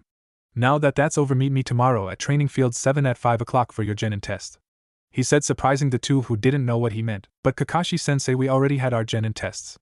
Sakura said in surprise. Actually, those were to see if you had what it takes to make the rank. He said, further surprising them. He turned to leave but stopped at the edge of the roof before turning back to them. Oh, don't eat anything or you'll puke. Johnny, he said, disappearing in a cloud of smoke. Naruto sighed before getting up and turning towards his teammates. If I were you, I would eat a small breakfast and show up at 7 instead of 5, because if today was anything to go by, he'll probably be late by 2 hours again. He said, walking to the edge of the roof and jumping to the ground, and walked off. Training ground 45. 10 minutes later. Tenten sighed as she leaned against a tree at the training ground. Where is he? He said that right after he got done with his team meeting that he would be here. I wonder what the surprise is though. She thought with a bit of anticipation at the end. When she had met Naruto for lunch that afternoon, he had said that both he and Akane had a surprise for her, and she had been wondering what it was all day since then. She sighed again, this time in relief, when she saw Naruto land in front of her. Finally, I've been waiting for 10 minutes. She said, annoyed. Sorry, Tenchan, Kakashi was later than I expected. Naruto said sheepishly, rubbing the back of his head. Alright, but what's this surprise you said that you had for me? She asked, a little excited. Naruto nodded, bit his thumb hard enough to draw blood, and began going through a set of hand signs, the last looking strange to her. When he was done, he slammed his hand down on the ground and yelled, summoning jutsu. There was a poof of smoke, and when it cleared it showed Akane standing in front of them. Looking around, she had a confused look on her face until she saw Naruto standing beside a surprised-looking Tenten. How'd I get out of the seal? She asked shakily. Akane-chan, you had me sign the Fox contract, right? Naruto asked with a smirk. Yeah, she said, confused. And you're the boss of said contract, aren't you? Again she nodded. Yes, but I don't know how that. Oh, now I get it. You're saying that since I'm the boss of the Fox clan, you can summon me when you want, thus bypassing the seal. She said with a look of realization that slowly turned into a wide grin before it turned into a small frown. But do you realize how dangerous that could have been? What if the seal failed when I was summoned? She asked, looking at Naruto worriedly, like he was gonna drop dead any minute. Akane-chan, there's no chance of that happening because with the seal still working, you and your chakra goes back there when you cancel it out. So there's no risk of the seal failing when I let you out, because even with you out of it, there's still some of your chakra left in it. Right now I'd say that you have about 7 tails of your power, as that's all I meant to summon, so there's at least 2 tails worth of your chakra still in the seal keeping me alive. I can still summon those when we need it, but for now I'm just happy that you can come out for a bit. But I think that we came here to give Tenten her surprise, didn't we? He explained / asked, still smirking to the surprised as hell Akane and Tenten. Alright. Akane said, trying to get over the shock of the amount of thought that Naruto put into this, turning to Tenten, who by now had gotten over her shock, and said, Tenten, I would like you to become the second summoner of the Fox summoning clan. Now that really surprised Tenten. She thought that Naruto showing her that Akane could come out of the seal was the surprise. But now they're asking her to sign a contract. Huh! Was all that she could get out of her mouth. Chuckling lightly, Naruto walked forward and said, Tenten, Akane-chan, and I would like you to become a summoner of the Fox clan. Tenten snapped out of her shock and said, I get that part, but why me? Naruto thought for a moment before replying, because it's a way that we can keep track of each other when we're on missions. I'm not pushing you to sign it, but knowing that you did would mean a lot to me, because I would know you're safe. He said honestly. What would be the benefits? Tenten asked curiously. Akane took over from there. Aside from what Naruto just told you, there would be a personal summons. Who should be the first you do summon? which would be like what Gamakichi and Gamatatsu were to Naruto. Basically your combination attacks and your messengers. Then there's the boss summons, that being me, will help you if you need them for battles. The reason I offered this to Naruto was so that he could use Sage Mode again, seeing as we have the same thing, minus some differences. And once you turn 16 again, we'll offer you Sage training since Naruto doesn't need to, having gone through it once already. Tenten looked to be thinking it over before she decided her answer. Alright, I'll sign it. And so she did, though she asked why it was a different set of hand signs when they explained them, and she got the same answer Naruto did. Let's try this out now, she said, biting her thumb to draw blood. After going through the hand sign, she slammed her hand on the ground and yelled out, summoning jutsu. There was a poof of smoke, and they saw a small black fox with brown eyes and 2 bushy white tip tails. The fox looked around in confusion before its eyes landed on Akane, and it bowed to her and said in a feminine voice, Kyuubi-sama, what is the service you ask of me? Naruto and Tenten raised a brow at that while Akane's sweat dropped. It wasn't me who summoned you, Akira. It was one of our new summoners. Akane said to the now named Akira. I see. Was all she said before turning to the others too. Which of you two was it who summoned me? Akira asked curiously. Tenten raised her hand a little shakily. I did, she said. Akira looked her over before asking, why is it you summoned me? A couple of reasons actually. The first was to see if I actually could summon, and the second was to get my personal summons, and if I heard right from Akane-chan would be the first fox I summoned, which would be you, I guess. Tenten explained a little sheepish at the end, causing Akira's eyes to widen, and she turned to Akane, who gave an affirmative nod. At Akane's nod of confirmation, Akira yipped in joy, bounded up Tenten's shoulder and started licking her cheek. Her actions caused Tenten to giggle slightly because it tickled, and Naruto and Akane to sweat drop. Oh, okay, what's that about? Naruto asked Akane, who giggled at Akira's affection towards Tenten. Akira-chan has always wanted a summoner, and now that she has one, I guess that she can't control herself, she said. How do you know Akira then, Akane-chan? Naruto asked. He was wondering about the relation between the two. Akane took her eye off of the duo to answer. Akira's my little sister, she said sheepishly. Huh? Naruto asked. Well, not by blood, but we're close enough to be sisters, Akane said. Then she saw Naruto's confused look. Remember, Naruto-kun, I don't have any blood relatives other than the other tailed beasts, because we were once part of another beast. Oh, okay, but do each of the tailed beasts have genders, or is it just you? Naruto asked, really curious now. Every tailed beast is female, Akane said, smirking. Naruto's eyes widened to comical proportions and his jaw dropped. He couldn't believe it. Every one of the tailed beasts, the most powerful beings on the planet, were female? Well, I guess that would explain the destruction that they can cause, he thought with a shiver. Akane-chan? He asked. Yes? She said, seeing his scared look. She smirked to herself. Remind me to never piss you or any of your siblings off. Will do, Naruto-kun, will do, Akane replied in a smug little voice. She turned to the other two in the group and called out, Hey Akira-chan, stop molesting Tenten-chan's face so we can finish talking. Akira stopped to glare at Akane, and Tenten blushed as she walked over to them. Now I do believe that we are here to test out the Sage Mode, aren't we? Akane asked, getting affirmative nods from Naruto and Tenten, and a confused look from Akira before she stuttered out, Sage M Mode aka Nichin? But how could he have the Sage Mode? He hasn't had the training for it, and the only others to have Sage Mode were the Toads, she said, trailing off in realization. Everyone just smirked before Naruto said, That's right, I've had Sage training from the Toads. Even though I don't have the contract yet, I can still feel the energy of the earth, and Akane-chan just so happened to tell me about the foxes had the same thing, and she let both me and Tenten sign the contract. Akane cut in here. I'll explain how he got the training later, but for now let's see the Sage Mode, she said before turning to Naruto, who sat down in the lotus position. Alright, I wanted to see if I can use the Raisin Shuriken as effectively as I had been able to anyway, he said, closing his eyes, clearing his mind of all things, and began to reach out and call upon the energy of the surrounding earth. Raisin Shuriken? Akira asked. The other two females just smirked and said that she would see. Naruto immediately felt the nature chakra react to his call, and it came to him and into his chakra network. As he balanced it out, he felt a little different than the Toad version. He felt his canines lengthening, his hair getting wilder, and he bet that if he could look at himself from the side, then he would see his whisker marks becoming darker. He opened his eyes to see both Akane and Tenten looking at him like a fish out of water. Tenten's, Akira's, and Akane's point of view. When Naruto had stopped talking to meditate, the changes had been almost instantaneous. He gained a dark red pigment around his eyes, his hair became wilder, and his whiskers became darker. When he opened his eyes, they saw that they had changed from a cerulean blue to a blood red with slits for pupils. Something like his initial Jinchuriki state. They just stared each in their own thoughts. That's what I would look like with the Sage Mode. Cool. Naruto-kun looks so feral right now. I wonder if no bad. Tenten, you must not think pervy thoughts, were Tenten's thought that had suddenly turned from admiring to perverted, then to scolding. Wow, that looks so cool. I wish I had Sage training too, Akira thought, pouting before she caught a whiff of a strange smell that seemed to be coming from both Akane and Tenten. She had smelt that smell before. It was when some of the other foxes were in heat. Her eyes widened in realization. Yet again, no way, Akane has chosen a mate? And if my nose isn't wrong and it never is, Tenten has chosen him as hers too. She thought with a small smirk. So that's what it looks like. I've never seen the sage mode of my clan, but I knew it was powerful, but by the feel of Naruto's chakra levels, that just skyrocketed. I didn't expect it to be this powerful. With the Toad's version his reserves did the same, but if he were to combine those two together then there's no telling to how powerful he could become. I have defiantly picked a worthy mate. Akane's thoughts trailed off to the M-rated area as she began to get a little hot under the collar. Normal point of view. What? Naruto asked, his voice sounding a little deeper. 3 shocked and 2 slightly turned on women snapped out of their scolding/realizing/perverted thoughts to see Naruto looking at them with a raised eyebrow. Blushing and looking sheepish, they nodded in approval. It looks good, Naruto-kun, though I can see what you mean by differences. Tenten said to Akane, who nodded. I thought that there would be differences, but I mostly meant with the pupils and the eye and pigment coloring, not growing more feral to go with. She said. This perked Naruto's interest. What do you mean by that, Akane-chan? He asked. Well, like I explained to you before. I had said that there would be a change in the pigment and eye colors to match that of a fox's, right? She got a nod from him. The thing is that I've never seen my clan's version of sage mode being used by humans before.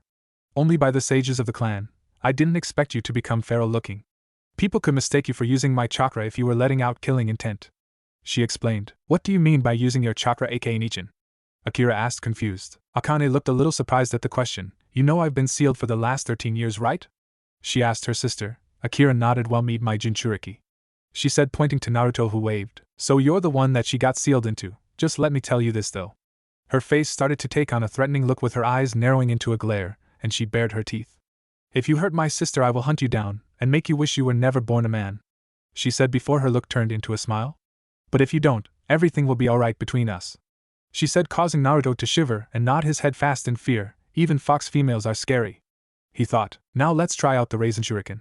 He said with a maniacal grin that was mirrored by the other two and one that was sweat dropping at the looks of the others. To have that look, this has got to be a good jutsu.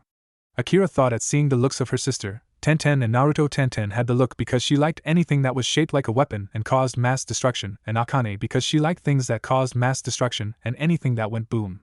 Who said that girls didn't like things like that? Forming his favorite hand sign and forming 2 clones, he held his hand out with one positioning its hands facing his and the other starting to jab at them. It went on for a few seconds before they started to see the Rasengan form.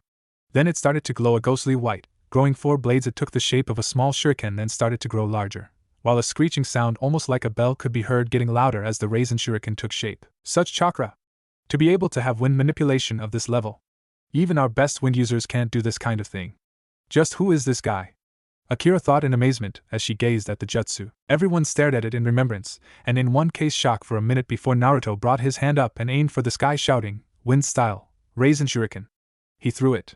He waited for it to get a good distance into the air before snapping his fingers. The effect was instantaneous as the raisin shuriken expanded, becoming 1/4 of a mile in diameter.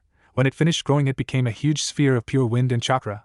The screeching sound was now way louder than before. The Hokage Tower. What the fuck is that? The old Hokage shouted as he looked out of his window to a distant training field. The day had started normally enough, but then this had happened. He had been taking a break from his paperwork and had been looking out of the window when he saw a giant shuriken fly into the sky. Then it had suddenly expanded and turned into the dome that he and probably everyone in the village could now see and hear if the slight sound of a bell that could be heard was to go by. Anbu. He called for the Black Ops team. Yes, Hokage-sama. The one wearing the cat mask stated as they appeared saluting their aged leader. Go and investigate whatever or whoever is causing that. Hiruzen ordered, pointing to the visible dome of wind in the distance. Yes, sir.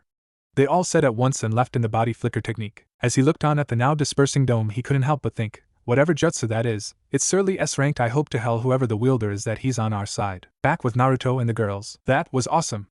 They all shouted as they looked at the damage to the training field. After the S-ranked jutsu had dispersed, the training ground was a complete mess. There were trees ripped up and thrown everywhere, and there was a crater where the dome of wind and chakra had touched the ground. I feel like I can pull 5 more before I run out of sage chakra.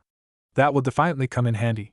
Naruto thought, impressed, as before he could only fire off about 2 raisin shurikens before he lost sage mode, but now it felt as if he had gathered enough nature chakra for 6 of the things. Must be the increased chakra reserves. He decided. I love this jutsu so much. Destruction.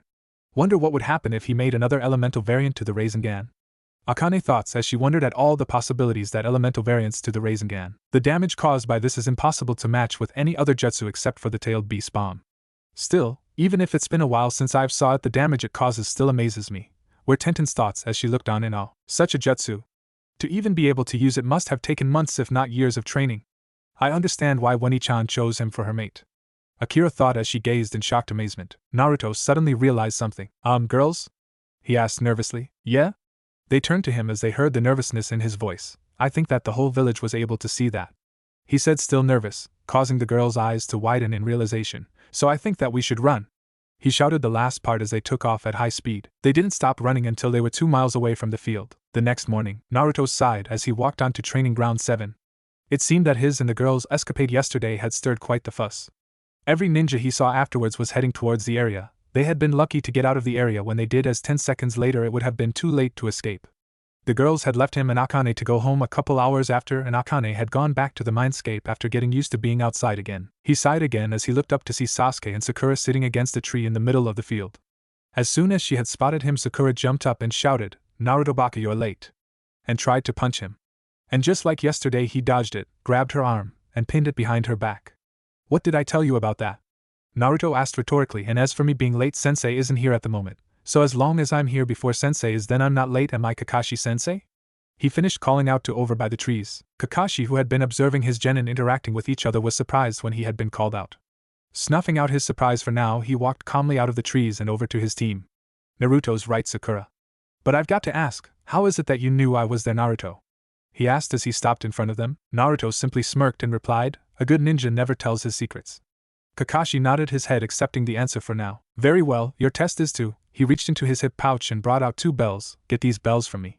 None of you will be able to pass without one," he said. Sensei, there's only 2 bells and there's 3 of us," Sakura pointed out. "Yes, then it seems that only 2 of you will pass then," Kakashi said, surprising the 2 who didn't know. "Now you must come at me with the intent to kill or you won't get them, understand?" he asked. He got a nod from everyone. "Good. Then let the test begin," he said. With that, all 3 disappeared into the surrounding forest. Kakashi sighed as he stood in the middle of the training field just after he started the test. "Well, at least 2 of them are good at hiding," he thought. He could tell where Sasuke and Sakura were hiding, Sasuke being on a tree just at the beginning of the forest, and Sakura was in a bush to his left. What do they teach in the academy these days? How to get killed? He questioned. He could clearly see Sakura's pink hair. I wonder where the other one is though, Kakashi thought. He couldn't even sense Naruto's chakra. Naruto meanwhile was sitting in a tree a good distance away, thinking about how he could possibly get his teammates to work with him. He had considered just letting them fail, but knew that in order for him to correct the timeline he would have to make sure that the team actually became a team. That meant that he would have to get his friends back and if possible save Sasuke from Orochimaru. He just had to think of how to get them to work with him at the moment. He sighed as he decided to just go with a repeat of something from the last time, though it won't be me getting the 1,000 years of death this time, he thought with an evil smirk. Kakashi was a little surprised when he saw Naruto walk calmly out of the trees. Stopping just a few feet away from his sensei, Naruto just stared at him, and he stared right back. Naruto sighed again as he decided to break the ice. I know this test is about teamwork, Kakashi-sensei. Kakashi's eye widened at Naruto's statement. He knew what the test was about. So you figured it out, he stated. Yep, and I know more than you think, like how your teammate Obito Uchiha gave you that Sharingan you hide behind your headband, Naruto said with a smirk. Kakashi was surprised even more than he had been the day before. First, Naruto knew who his father was, now he knew his teammates were. Just who was this kid? How do you know all this? He stuttered. Well, as to how I know about my parents, I've met them, well, Dad at least, Naruto said, surprising Kakashi more. And as to the Obito thing, do you honestly think that after finding out about my parents that I wouldn't research everything I could about them? He asked, deciding to start the impending fight by charging in, aiming a punch for Kakashi's face. How could you have met them? The last I checked, Minato-sensei, and Kushina died in the kyuubi's attack the night you were born, Kakashi said, /ass dodging the fist and retaliating with a kick to Naruto's side that connected and sent him skidding a meter away. Coming to a halt, Naruto created 4 clones that charged Kakashi with raised fists while he stayed back doing hand signs. Kakashi dodged a punch from the left and kicked the clone in the stomach, causing it to dispel. He jumped above a sweeping kick from the behind and threw a kunai behind him as he landed, dispelling the clone behind him, before punching an incoming clone, dispelling it. Seeing another clone coming from the front with a fist raised, he jumped back and dispelled it with a punch to the temple. Turning around, he saw that the last clone had a shuriken in its hand and was ready to throw it. Rushing in, Kakashi dispelled it with a punch to the side of the face. He was about to turn back to the original before he heard a voice calling out a jutsu from behind him. Wind style. Great breakthrough. A giant blast of wind came surging forward. No way could a genin do elemental jutsu. It takes too much chakra, Kakashi thought in surprise as he was thrown towards a tree on the side of the field. When he hit, he went up in smoke, and in his place was a smashed log. A substitution, Naruto thought in alarm before checking around him. If he's not to sides and not above me, then that means he's where his thoughts before a hand caught his foot. Below! Shouted a muffled voice from under the ground before he was dragged downwards. When the dust cleared, it showed Kakashi standing over Naruto, who was neck deep in the dirt. Literally, Earth-style, headhunter jutsu. Kakashi said before turning his attention to Naruto. Now would you mind answering my question? Kakashi asked. Naruto smirked. Sorry sensei, but I'm not the real one, he said. Kakashi's eye widened before the clone dispersed. His only thoughts were, how could a shadow clone make more clones? With the real Naruto. The real Naruto had been trying to find Sasuke and Sakura, and had just found Sasuke when the clone he had fighting Kakashi dispelled. Holding his head at the income of the memories, he muttered, stupid clone, revealed too much. He looked up to see that Sasuke had been watching the fight between the clone and Kakashi with wide eyes. Thankfully, he'd been too far away to hear what the fighters had said. Naruto just walked up and whispered, Hey Sasuke. Said person jumped slightly and turned to him. Sasuke looked at Naruto with a glare. What do you want, doe? Naruto sighed. This is going to be difficult. He thought before speaking out loud. I thought that maybe we could set aside our differences and work together. Sasuke just stared before turning to walk away. You've got to be joking. As if I'd work with you, he said arrogantly. Naruto sighed in annoyance, and jumped in front of Sasuke, blocking his way, and said angrily, Will you just listen to what other people are saying for once in your life? Sasuke just stared blankly at him before he said, Fine. What is it you had in mind? Naruto smirked. Good, now before I tell you my plan, we have to find Sakura. He said, Why would we need her to pass this? Sasuke asked with a raised eyebrow. Naruto just asked, Have you ever heard of a two-man genin cell before? Sasuke shook his head in the negative. Exactly, they've all I've ever seen are the three genin and the Jonin sensei. So this test has to be a setup, make us fight each other over the bells thing. Naruto explained, smirking at Sasuke's face, which had become more and more surprised as he spoke. Thinking it over, Sasuke realized that what Naruto said was true. He almost slapped himself for not figuring it out before now.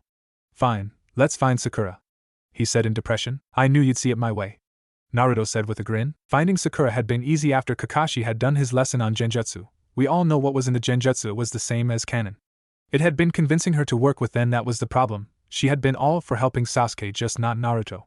Though in the end they did get her to agree with him. After explaining his plan, Naruto set out to be the main distraction with Kakashi. After Naruto's clone had dispelled, Kakashi had been thinking over on how he could have possibly known everything that he did.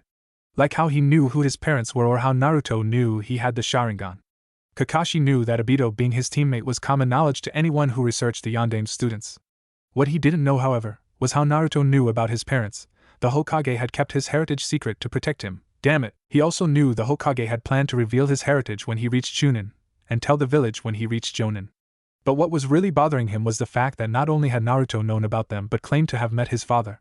Something that should have been impossible. How could he have met them? The last I checked, Sensei and Kushina-san were dead. He thought, trying to wrap his head over it all. He was snapped out of his thoughts when he heard the sound of a kunai cutting through the air. He tilted his head to the left so it would fly past him. So you're trying again, Kakashi said, turning to Naruto, who was standing a few meters away. Well, if at first you don't succeed, then try again, is the saying, isn't it? Naruto asked, getting into a fighting stance. True. But you still haven't answered my question, Kakashi said, getting into his own stance. Sighing to himself, Naruto thought of how to explain it, and finally thought of a variation of the truth. It was the night of the scroll incident. Naruto said, surprising Kakashi slightly. When I had gotten home, I was feeling depressed at finally knowing why I was hated. You should know what my life has been like, seeing as you were one of the Anbu that was protecting me most of the time, he said, causing Kakashi to lower his gaze. What Naruto was saying was true. He had been beaten numerous times, and the only reason Kakashi and his other protectors hadn't been able to stop them was that they had been out on missions only they could do. Yeah, I know. But for what it's worth, sorry for not being able to stop some of the beatings, Kakashi said in a depressed tone. The ones that got through were during the times when I and the others that don't hate you were out on missions, he explained, causing Naruto to smile slightly. Yeah, I figured as much, Naruto said, but back the story, he said, causing Kakashi to prick his head up eagerly. I was so full of hatred that I went into the seal. Kakashi's eyes widened. I met the kyuubi, and it, sorry Akane-chan, tempted me into removing the seal. Kakashi's eyes widened even further. I almost did, but Dad stopped me, he said in remembrance. Kakashi's eyes now held confusion instead of surprise. What do why you mean he stopped you? He asked in a disbelieving voice. Yeah, it surprised me too when I saw him, Naruto said with a smirk. But it turns out Dad had left the last of his and Mom's chakra in the seal in case it was ever close to breaking, he said, causing Kakashi to almost faint from shock. He told me who my mother was and the condition of how I'll meet her, but the most important thing that he told me was that he believes in me, Naruto said. One of the happiest grins Kakashi had ever seen adorned his face. Kakashi, while surprised, found himself chuckling. That is indeed what his sensei would do. So what was the condition for you to meet your mother? Kakashi asked. When I go to fight Kyuubi for its chakra. While he had been expecting many things, this was not one of them. Huh! Was all that came out of a shocked Kakashi's mouth. You heard me, sensei. Naruto said. How can he expect you to fight the kyuubi? Kakashi asked. Honestly, I don't know, but he'll burn that bridge when I come to it. Naruto said as if it didn't matter. Which in truth it didn't, because with Akane now out of the genjutsu, using her chakra was so much easier than it was before. Now that that's over with. Naruto sighed before cupping his hands around his mouth. He shouted, now guys. As he shouted, Kakashi realized that for the most part Naruto had used this as a distraction. When Naruto had given the signal, the area was immediately showered with kunai and shuriken. Kakashi dodged most and deflected the rest. Fire style, fireball jutsu. He heard Sasuke shout as he felt the heat on his back. He turned and saw a huge fireball bearing down on him. Oh come on! 2 genin that can use elemental jutsu? He thought as he barely dodged it. Wind style, great breakthrough. Naruto shouted from the opposite side of the fireball, letting loose a blast of wind that caused the fireball to not only grow but change directions, as he had put more chakra into his jutsu than Sasuke had his. This is why they don't teach this stuff in the academy. Kakashi thought, inwardly crying anime tears as he substituted with a log, only to have to jump back from a volley of shuriken from Sakura, who had been waiting in the tree line. But when he had jumped back, he found himself stepping on a thin line of ninja wire, causing yet another wave of kunai to come from the trees. Where'd they get all the kunai? He wondered. He dodged to the right, and immediately felt his legs being held down by something. Looking down, he saw that he was held down by a pair of hands coming out of the ground. That moment of distraction was all Naruto, Sasuke, and Sakura needed to rush in and tie him down with ninja wire. When he had been tied down, the hands that had been holding him dispelled in a poof of smoke. That little copycat, Kakashi thought with a sweat drop when he saw his own jutsu being used against him. Seeing that their sensei couldn't move, Sakura walked up to him and pulled the bells from where they had been tied to his belt. Well, it seems that you passed, Sakura. Now who are you going to give the other belt to? Kakashi asked. Looking between her two teammates, Sakura's inner personality was yelling at her to give it to Sasuke so they could be on the team alone, and to send Naruto back to the academy. She sighed before throwing the bells down and said, as much as I hate the prospect of being on a team with Naruto Baka, I say that it's either we all pass or none of us pass. Sakura's answer surprised Kakashi slightly, but he looked past her to see Naruto and Sasuke nodding signally that they agreed. Is that your final answer? He asked in a dark voice as thunderclouds gathered. All 3 nodded defiantly to say that they were sticking to their answer.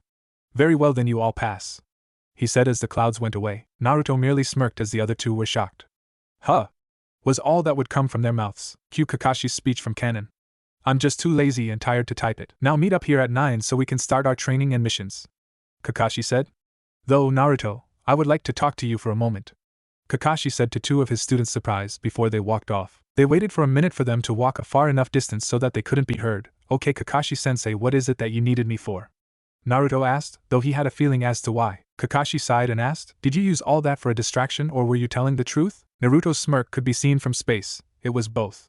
Though I don't even know why I told you to begin with, he said, and honestly it was the truth. He didn't know why he did. Kakashi just looked at him for a moment before shaking his head. Thank you for telling me this. It means a lot to know that a part of Minato-sensei was able to meet and talk to his son, if only for a bit. He said, truly happy. However, I have to ask, how is it that your clones were able to make clones? He asked. Normally clones didn't have enough chakra to do a high-powered jutsu. Naruto's had not only done a C-ranked wind jutsu, but made even more clones. That just wasn't possible. Naruto just smirked. You know I have more chakra than just about anybody in this village, don't you? Kakashi nodded. The chakra level I have is probably more than the old man's at this point. But since the chakra is split evenly, if I don't make more than 3 clones, they themselves can make clones.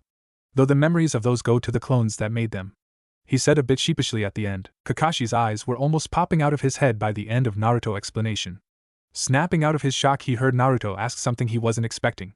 Sensei, if I could ask you to keep the fact that I know about my parents a secret from the old man, could you? Naruto asked nervously. Kakashi thought it over a bit before he sighed again. I could do that, but how much do you know about your father? Do you know about his jutsus? He asked. Naruto thought about how much he should let Kakashi know. Deciding that a little more information couldn't hurt, he replied, pretty much everything that was in the history books, and yes, I know and am able to preform the Rasengan. He said, causing Kakashi's eyes to widen in disbelief. Show me, he said, a little unsure. All right, Naruto said, holding his hand out and formed a swirling sphere of chakra. Thankfully, yesterday he and Tenten had been able to get their control up to the point that they had a pretty good level control over their massive reserves. Kakashi's eyes were even wider than they had been before, if that were possible. How is it that you're able to use that jutsu? he asked in a stutter. Do you really think that after find out the secret to the shadow clone that I wouldn't have looked up my father's jutsus and then use it to master them? Naruto asked with a smirk. When did you master it? Kakashi asked. I started working on it the day before yesterday. But I got it down yesterday, Naruto lied. Hey, he had to come up with something. Naruto's answer amazed Kakashi to no end. A fucking genin had mastered one of the hardest A-rank jutsus in 2 days. This kid is a genius to be able to get it down in that time frame. Kakashi thought in amazement. Sighing again, to himself he nodded. Okay, I can keep this a secret, but could you do one thing for me? He asked. What's that? Naruto asked with a raised eyebrow. Untie me, he said, causing Naruto to sweat drop. Yeah, I can do that, Naruto said, cutting his sensei loose, and with that they parted ways. In the Hokage Tower we find several of the Leaf Village's most prominent jonin standing before their aged leader. Among them was a woman that many men would kill just to look at, and many more women would kill to have her looks. She had dark hair, red eyes, and wore what could be described as bandages, with her left sleeve being red. She was Kurina Yuhi, Konoha's Genjutsu mistress, and Ice Queen of Konoha. Another was a man with brown eyes and short black spiky hair. He had a V-shaped beard with a cigarette in his mouth. He wore a green Konoha flak jacket with black pants and black shinobi sandals. He also had a sash with the kanji for fire on it. The man was known as Asuma Sarutobi, son of the third Hokage. They, along with all the other jonin, had one thing in common. They had all taken a team this year. Now they were waiting for one chronically late Kakashi Hatake. Well, we might as well begin, seeing as Kakashi won't be here for at least another hour, the old Kage said. So tell me who has passed and who has failed, he asked. The jonin started to list off the teams. Team 1 fail, Team 2 fail, Team 3 fail, Team 4 fail, Team 5 fail, Team 6 fail. Kurina was about to step up to state whether or not her team had passed or failed when there was a poof sound with the swirl of leaves and a plume of smoke that signaled a shunshin, and Kakashi came into view. There was a silence for a moment that was broken when Kakashi looked up from his book and said, Yo, right on time, Kakashi. So tell us, did Team 7 pass or not? Hiruzen asked, a small bead of sweat forming on the back of his head. Team 7 pass, Kakashi said, surprising many with his answer until a random jonin spoke up. Well, that should have been obvious with Uchiha-sama on the team, he said, causing many to nod with him until Kakashi broke their bubble. Actually, it was Naruto that figured out the purpose of the bell test. And it seems he saw through my lies about not eating and showing up early, he stated with a bit of pride in his voice. Kakashi's statement left many stunned. Naruto Uzumaki, the dead last of the academy, the one who failed the graduation exams twice, figured out the purpose of the bell test? It didn't seem possible to many of the ones there. The Hokage, though surprised, was nevertheless proud of his surrogate grandson. Very well, what is your assessment of Team 7 then? He asked, curious of how they all had done. Taking a moment to gather his thoughts, Kakashi told everyone how his team had worked. Starting off with Naruto. At first I thought that he would be the loud-mouthed brat that couldn't even use a jutsu right. But during the test, he showed that he was able to use his shadow clones to the fullest and was capable of using a C-ranked wind jutsu. He said, surprising everyone there that the dobe of the academy has such skill. But I was greatly surprised that he not only figured out the true purpose of the test but convinced the others to work with him. Naruto has the ability to be a great team leader and is the strongest on my team and quite possibly his whole class. Everyone was surprised even more than they were before. The so-called dobe of the academy not only figured out the real purpose of the test, but somehow managed to get his teammates, who were the least likely ones that would to work with him. He had the ability to lead, and if what his sensei said was true, then he was the strongest not only in his team but possibly his class as well. The Hokage was extremely proud of Naruto, but despite how proud he was, he needed to know the strength of all his future soldiers, not just one of them. And the others? The Sarutobi inquired. Again, Kakashi gathered his thoughts for a moment before speaking. Sasuke ultimately is an extremely talented genin, but he needs to learn how to work well with others, Kakashi stated, making the Hokage raise his eyebrow. How so? He asked. Well, while he is capable of working with others, he at first refused to work with Naruto at all. He only did so when Naruto pointed out the hints that I left for them, he informed the aged leader, but once he actually works with Naruto it's almost flawless, Kakashi said with a little pride in his voice at his two male genin. And Sakura? The Hokage asked. At this, Kakashi's attitude visibly deflated, his shoulders slumped and his head dropped a bit. The Hokage, seeing this, raised a brow. Something wrong, Kakashi? He asked. No, Hokage-sama, it's just that Sakura's performance. Kakashi trailed slightly at the end, trying to find the right words to say. Well, to put it nicely, it was disappointing, he said, surprising the others. Why is that? Her records from the academy said that she was ranked in the top of her class. The Hokage asked / said, somewhat confused as to why Sakura's performance would be less than satisfactory. Then someone should go and check what exactly they're teaching then, because out of all the three on my team she is the worst off, Kakashi said, crossing his arms. His blatant disapproval surprised many of the jonin in the room, though many of them secretly agreed with him. The Hokage, however, just chuckled lightly. It was about time someone other than him questioned what the academy was teaching. I'll look into it later, but for now, please, tell me how Sakura performed. Hiruzen said. Very well, Hokage-sama. Kakashi said before he started his assessment on his female student. As I said before, her performance was disappointing. From the very beginning she was more worried for Sasuke than she was about herself passing the test. He said, making many of the jonin there frown and have one thought, oh great a fangirl. I had sent a clone to observe them all before I had started fighting Naruto. It observed a Naruto clone convincing Sasuke, left after he had, and then it put Sakura in an E-rank genjutsu, which should have been easy enough for her to get out of, but instead she screamed and passed out, alerting Naruto and Sasuke, who had been searching for her, to her position. After they had roused her, she immediately tried hitting Naruto after he suggested working together, saying, and I quote, Naruto baka, why would Sasuke-kun or I work with you? After which, Sasuke pointed out what Naruto had to him earlier, and she immediately agreed with him like a loyal puppy. Kakashi stated in slight disgust, which no one could blame him for. Fangirls were in many jonin's opinion a worthless batch. How they even made it in the academy in their day was a mystery to many of them, but they knew how they had made it in this day and age, and that was because of the civilian council taking control of the academy curriculum in the aftermath of the kyuubi attack, thus making it easier for their children to become ninja. Sakura didn't play that much of a role in the end, but what she did do was mostly with kunai and shuriken. Kakashi said, finishing his team assessment. Very well then, now that Team 7's assessment is done, we'll move on to Team 8. The Hokage said as Kakashi stepped back and Kurenai moved forward. Team 8 passes, Kurenai said with a smile. She went on to explain how her team passed with almost flawless teamwork and tracking skills.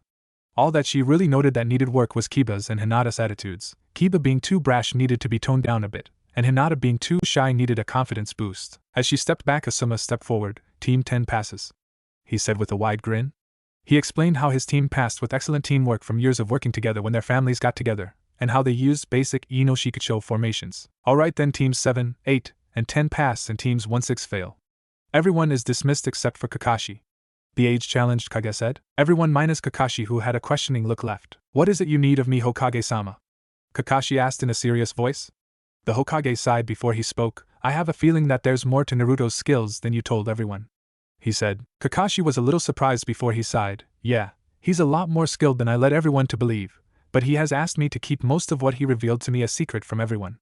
Though I must admit, he surprised even me with how much he knows and what he's capable of, Kakashi said with no small amount of pride in his voice. Now Hiruzen was surprised, but extremely proud at the same time. Surprised that Naruto wanted to keep secrets from him, and proud because he was becoming quite the ninja. But he understood that every ninja had to have his secrets. He chuckled at how well Naruto was coming along. Very well, but what can you tell me about his skills and how would you place him? He asked. Kakashi just smirked. I can't tell you anything about his skills, but what I can say is that you will be very surprised when you see him in the next Chunin exams, he said, surprising the Hokage at his admittance that he would be entering them into the exams. But overall, I would say that what he showed me was at least high Chunin, maybe low Jonin level, he said, further surprising the Sarutobi. This was a newly graduated genin they were talking about here, so how on earth could he be that strong so soon after graduation? If only they knew, Are you serious, Kakashi? Even if he's had years to train, he couldn't have gotten that strong, he stuttered in surprise. Kakashi just smirked again. What was the jutsu that he recently came across, Hokage-sama? Kakashi asked in an amused voice. The Kage's eyes widened in realization. The shadow clone? He asked in amazement. Kakashi nodded. Exactly. My guess is that he was keeping a list of jutsu that he was studying for years, and since he recently got the jutsu and knew the benefits, he spent the day off that he had before team assignments to train in them all, Kakashi stated. Now the Hokage's eyes were wide open with how Naruto used the shadow clones as only he, as far as he knew, could. He chuckled again, nodding. Very well then, Kakashi, you may leave. But do inform me on how your team is doing, especially on how Naruto improves, he said. Kakashi nodded and snapped a salute to his leader before shining out of the office. With Naruto was waiting for Tenten on a training field that they had decided to use after the incident with the Raisin Shuriken. What were we thinking trying that? The training ground that we were using hasn't been empty since.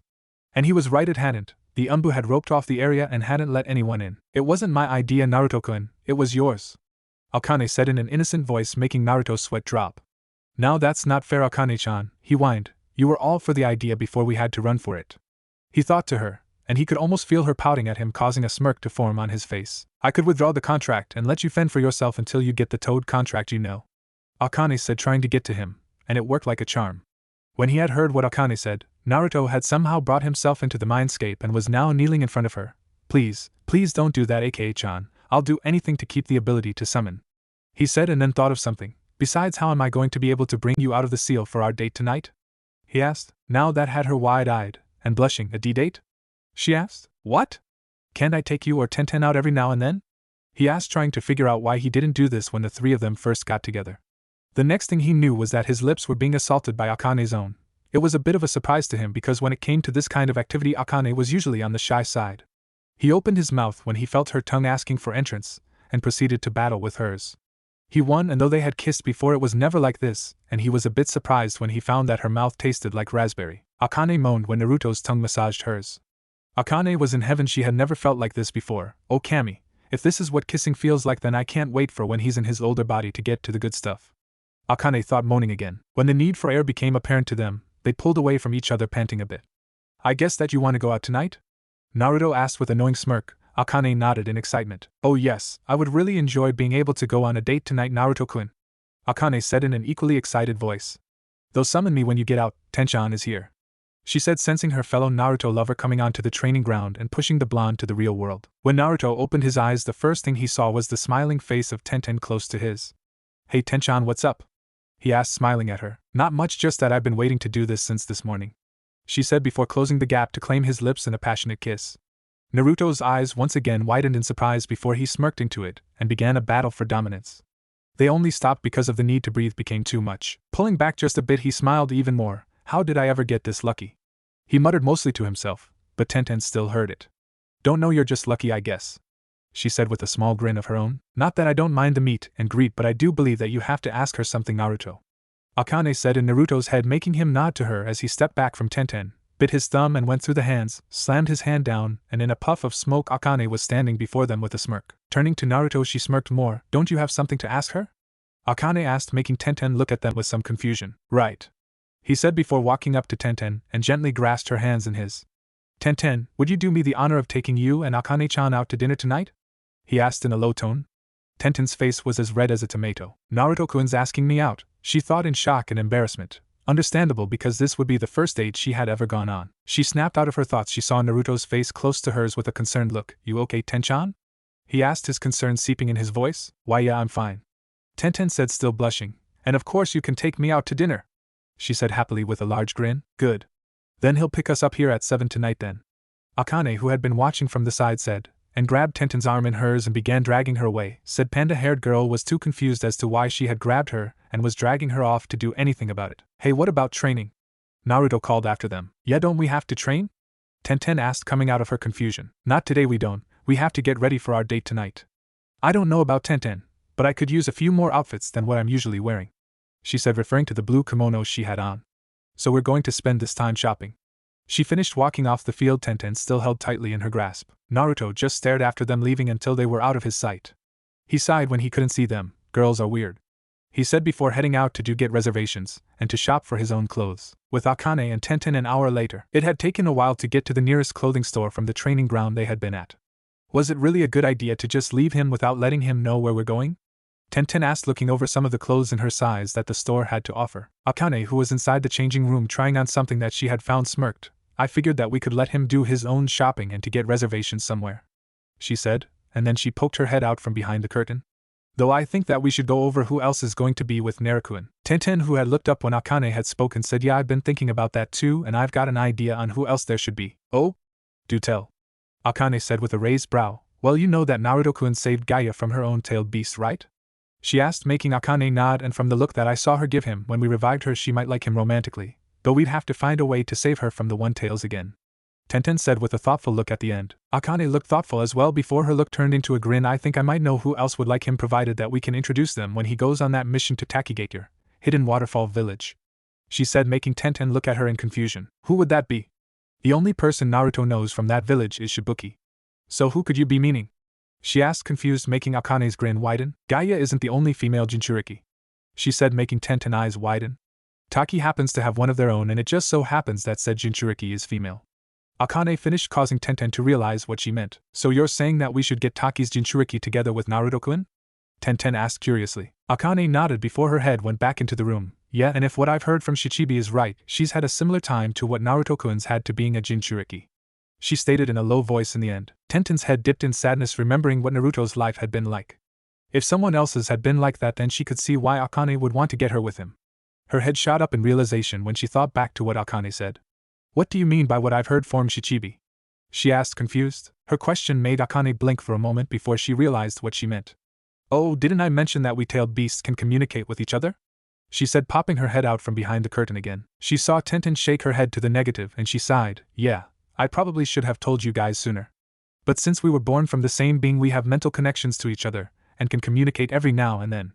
She said, pulling back the curtain to reveal what she had chosen to wear for the night. Seeing what Akane had worn made Tenten's eyes widen before she smirked. Akane-chan, I do believe that what you have on will wow Naruto tonight, she said, and then her look turned to contemplative. Now all we have to do is find something for you to wear, she said, looking around the room full of kimonos, with Naruto just outside of the training field. Naruto gulped nervously as he walked up to the training field. He was wearing a formal black kimono that had a design of a red nine-tailed fox sitting on the back with its tails spread out behind it. He had been worrying about how the girls would react to what he had planned for the night. He just hoped that they liked it. But his thoughts were cut off when he spotted the two waiting for him, and his eyes widened when he saw what they had on, and all he could say was, beautiful. Tenten was wearing a purple kimono that had flower petals on it. Her outfit had a small v-neck that showed just enough cleavage to make his eyes drawn to it, but not overly so. Her hair, which had been in her twin buns earlier that day, had been let down and braided into two braids that went to her mid-back. Akane had on a dark blue kimono that had a design of swans flying all over. It had a bit more of a v-neck than Tenten's, but not too much more. Her hair, which was usually down to her shoulders, was done up into a bun. He also noticed that she had genjutsu hiding her fox features. Overall, they looked absolutely stunning. The girls, seeing Naruto staring at them, smirked to each other. Mission make Naruto wowed beyond belief accomplished. They thought as one and then blushed when they heard what he said. Though they had to admit that he looked quite good as well. Naruto snapped out of his wild state when Tenten waved her hand in front of his face, and he blushed when he realized that he had been staring. So should we get going? He asked nervously. The girls looked at each other and nodded. Yes, Akane said with a happy smile on her face. With that, they joined their arms with his and walked off the training field. 10 minutes later. Naruto-kun, how did you possibly get a reservation to this place? A surprised Tenten asked in shock. They were standing in front of the most popular restaurant in Konoha called the Golden Leaf, a very big restaurant that had two floors, the first mainly being a dance floor with some dining tables around it, and the second was for dining alone that had a great view of the village. Naruto just smirked and mysteriously said, I have my ways, Tenchan, I have my ways. And with that he led them into the restaurant and up to the reservation desk, and said, reservation for Uzumaki. The waiter looked into his book before looking up and said, Uzumaki reservation for 3, come right this way. And led them up onto the second floor next to a window. Your server will be with you momentarily, the waiter said, handing them their menus as they sat and walked away. Okay, spill Naruto-kun, how did you get reservations to this place? Akane said with narrow eyes that were mirrored by Tenten and were pointed directly at him. Naruto shivered a little before he explained, well, you see, Akane-chan, I happen to know the owner, and he's one of the few that don't hate me, and he set me up with the reservation, he nervously said, starting to sweat a little under both his girlfriend's gazes. Akane and Tenten looked at each other a bit, and then nodded their heads in acceptance. Naruto sighed in relief when they looked at their menus. Girls are scary, he thought with a sweat drop, glad that when Akane was out of the seal she didn't have a connection to his thoughts. He looked up from his own menu when he heard the server approaching the table. Hello, may I take your order? The cheery girl said. Yes, I would like the gyoza, with a side of miso soup, and some sencha green tea to drink, Tenten said, placing her menu on the table. Some tempura, with a side of fried rice, and gyokuro tea to drink please, Akane said, putting her menu down on Tenten's. Yakizakana, a side of yakisoba, with matcha tea for the drink, Naruto said, handing the server all of the menus. The server wrote their orders down and nodded with a smile never leaving her face. Very well, your meals will be ready momentarily, she said, and walked away. So Naruto-kun, Akane started making him look at her. How did you meet the owner? She asked, causing Tenten to prick up in curiosity. She was as curious as Akane was. Naruto took a moment to remember how he met the man before speaking. Well, I met Kaguri-san when I was digging through the trash looking for food. He had been taking the trash out for the day and saw me. He didn't hate me, so he ended up feeding and sheltering me for the night. The next morning he took me to see the Hokage. Oddly enough, the next day I got my apartment. I repaid him with the occasional odd job here and there, he said in remembrance, with a small smile on his face. Akane and Tenten, who had looked down at his reference to his past, could only think, he looks like he's at peace right now. And it was true. Naruto's small smile and the far-off look in his eyes made him look at peace with the world. Okay, I have got to meet this guy. To cause such a reaction from Naruto-kun, he must be a really good person, Akane thought. Tenten's were along the same line. They were snapped out of their thoughts when their food and drinks arrived and were sat in front of them. Here's your meals, I hope you enjoy them, the cheery server said before walking off. The meal passed by with them mostly getting to know Akane better, seeing as Naruto and Tenten had known each other for years. They learned even though she was the strongest of the tailed beasts in the beginning, there were some of the others that thought that she couldn't handle the position, but were quickly put in their place when she had demonstrated her power. And that the reason that the Kitsune clan had never had a summoner up till now was mostly to her being sealed for the last 100 years or so, and both Mito and Kushina had both had summoning contracts that weren't allied to them, making it near impossible for them to sign it. What Akane learned from Tenten was that she liked every kind of weapon there was and one day hoped to have wielded them all. She also learned that Tenten hoped to one day settle down and raise a family just like Naruto did, and said Blonde was left a blushing mess when she said that it was him that she hoped it was with, to which Akane just smirked and reminded her that she would be the one getting him first, further embarrassing him. They knew Naruto already, one having been sealed inside of him and having gone through most of his memories, not the bad ones, the good ones she still doesn't know how bad it got sometimes, and the other being with him for the better part of 14 years, counting before they came back in time, so they just asked what he planned on doing this time around. He explained what he planned on doing, for instance saving Gigi, stopping Orochimaru from giving Sasuke the cursed seal, and hopefully saving the one that had once been his friend. Why would you want to save that asshole? Especially after all he's done? Tenten asked. Tenten, when you stop and think about it, that was a Sasuke that doesn't exist yet, so if I can stop him from getting the curse mark, then I can stop him from defecting from the village. Naruto explained with a sigh at the beginning. Tenten realized what he meant by that, and accepted his answer, but not before she had her say in it. Okay, I get that, Naruto-kun, but if you can't, then please promise me that you'll kill him before everything gets out of hand again. I would hate to see all the hard work that we're putting into this go to waste. She asked with worry-filled eyes, Akane nodding in agreement. Naruto nodded his head in acceptance before he stood up from his empty plate and held his hands out to both of them. Now that that is done, would either of you like to dance? He asked, making them both blush but grow grins and accept his invitation. Yes, let's dance. They both said, grasping a hand each. Naruto smiled as he led them to the dance floor, once again thinking, how in the world did I get this lucky? The rest of the night was filled with laughter and dancing. The forests of Konoha were calm, and a lone butterfly was minding its own business. That is until a black mass came out of the bush and started chasing it around the clearing. Little did the creature know, but it was being watched by 3 genin and 1 jonin, the genin there to capture it and the jonin to just watch the show. The sound of static was heard before a lazy-sounding voice came through the radio. Report on your positions around target. It commanded. This is Raven, I'm in the bush to the right. A voice replied. Cherry Blossoms, I'm behind the tree from the back. A feminine voice sounded. Fox here, in the tree on the left. Another one said. All right, proceed with the mission. With the signal to go, the 3 genin jumped into the clearing and headed for the momentarily stunned black mass that was now revealed to be a cat with a ribbon tied to its right ear. When the cat realized what was going on, it immediately jumped onto the nearest one of the now revealed 3 genin of Team 7, which just so happened to be Sasuke, and started to claw his face off. Ah! Get this damn cat off me! The surprised genin shouted, flailing around in pain. When Naruto saw this, he almost started laughing at the hilarity. The last time he took this mission, he had been the one to be scratched to hell. In his mind, however, Akane was laughing her ass off. Ha ha ha. Now this is what I call entertainment. When Sakura saw Sasuke in his current state of being mauled, she screeched, You dumb cat, get off my Sasuke Kyuubi. Seriously, I felt myself losing years off my life writing that, and jumped the cat from hell just as he jumped off Sasuke to meet her in mid-air. And with that, a dust cloud that had fists, legs, paws, and the occasional tuft of hair or fur coming out of it formed, making Naruto, Akane, Sasuke, who was still on the ground covered in scratches, and the distantly watching Kakashi's sweat drop, all the while thinking one same thought. This is why one is to avoid getting fangirls. They're just too damn crazy. Naruto, seeing the condition that Sasuke was in, went over to help him up. You alright? He asked, holding out his hand for the Uchiha to take. Sasuke just looked at his hand for a moment before taking it. Yeah, I'm alright.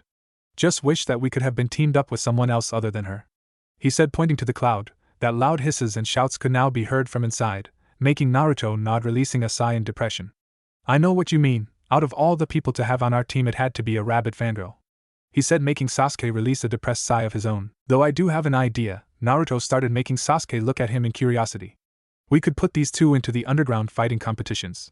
I bet we could make a killing, he said with a thoughtful expression that was mirrored by Sasuke, before they took one look at each other and burst out laughing. Over the last month since Naruto had come back in time, he had managed to get Sasuke to open up more than he had in the year that they had been a team the first time around, and he could honestly say that he had his brother in everything but blood back. Though unknown to Naruto and known to Akane and Proxy Tenten from the times that they got together and sent Naruto away so they could have some girl time, aka to plan on who else was going to be in his harem, Akane had sent someone following them since the incident with the Raisin Shuriken, and the 2 of them had sent shadow clones to investigate whoever it was, and had been surprised that it had been a purple-haired, trench coat wearing Ice Queen. And from the smell that Akane got, she was heavily aroused whenever Naruto took off his shirt. The few times the 3 of them got to train together in secret, the 2 female time travelers could tell that they would do good together due to them both having similar pasts, but the stalking part was getting annoying, and they wondered why Naruto hadn't picked up on it yet. So they decided that they'd wait till the time was right to confront her about why she was stalking them. But back to the story. Calming down from his laughter, Naruto looked to Sasuke and asked, "Should we help her, or leave her be?" Sasuke, also calming down, looked at the cloud that had now started to move towards them, and was a little too close for comfort. "I don't think we have a choice," was all that he managed to say before they were both sucked into it, and more fists, legs and hair were flying around the cloud, with curses being thrown around every so often. Kakashi, who had been marveling at the fact that his two male genin had been getting along the last month or so, sweat dropped when they were sucked into the cloud of violence, and jumped down to stop them from being hurt any further than they had been, coughing into his hand to gather the three genins and the cat's attention. They stopped, and he was treated to the very amusing sight of Naruto having the cat in a headlock and had his fist raised to punch said cat's head. Sakura was biting him on the arm the cat was restrained in and a foot resting just in front of the cat's chest. Sasuke had a foot raised to kick her and a hand pulling the cat's tail. The three genin realized what they were doing and stood to attention, minus Naruto, who still had the cat restrained by holding it by the scruff of the neck, and even then it was flailing around trying to get to him. Well, seeing that the target is restrained, mission capture Tora the cat complete again. Kakashi sighed at the end. 10 minutes later. "Kami, I hate this cat. Why can't we kill it?" Sasuke asked, now holding the cage that held the angry form of Tora the cat. Kakashi had to admit that it was really tempting, but they couldn't, and he sighed before explaining it to his genin. "Because Sasuke, that cat is the pet of the Fire Lord's wife, and seeing as the Fire Lord sends missions to Konoha, we can't kill it for fear of losing his favor even if it is tempting." He whispered the last part and shivered when he remembered his time as a genin with this mission. Bad memories. Naruto, having heard this before, just tuned it out and started talking to Akane. "So Akane, why did you have me summon you and then run off without telling me anything?" he asked, still confused as to why she acted that way a few days back. "Oh, I had just realized that I was late meeting Tenchan for some girl time is all," she said sheepishly, rubbing the back of her head, not that he could see it. Naruto sighed but accepted it nonetheless, seeing as it would probably be the best that he would get out of her. "Okay, but something's been bothering me," he thought, causing Akane to raise an eyebrow. "What?" "Just that the three of us haven't been able to train together all that much since the team placements. And just how are we going to be able to train in secret again with training ground 45 still closed off? I mean, we can't just go into the forest of death." He thought to her, "We'll think of something, Naruto-kun, and once we do, I'll start teaching you both some of my original jutsus. Since you both started making your own, both you and Tenten now have a good arsenal of well-known and original techniques," she said, causing Naruto to almost trip in mid-step.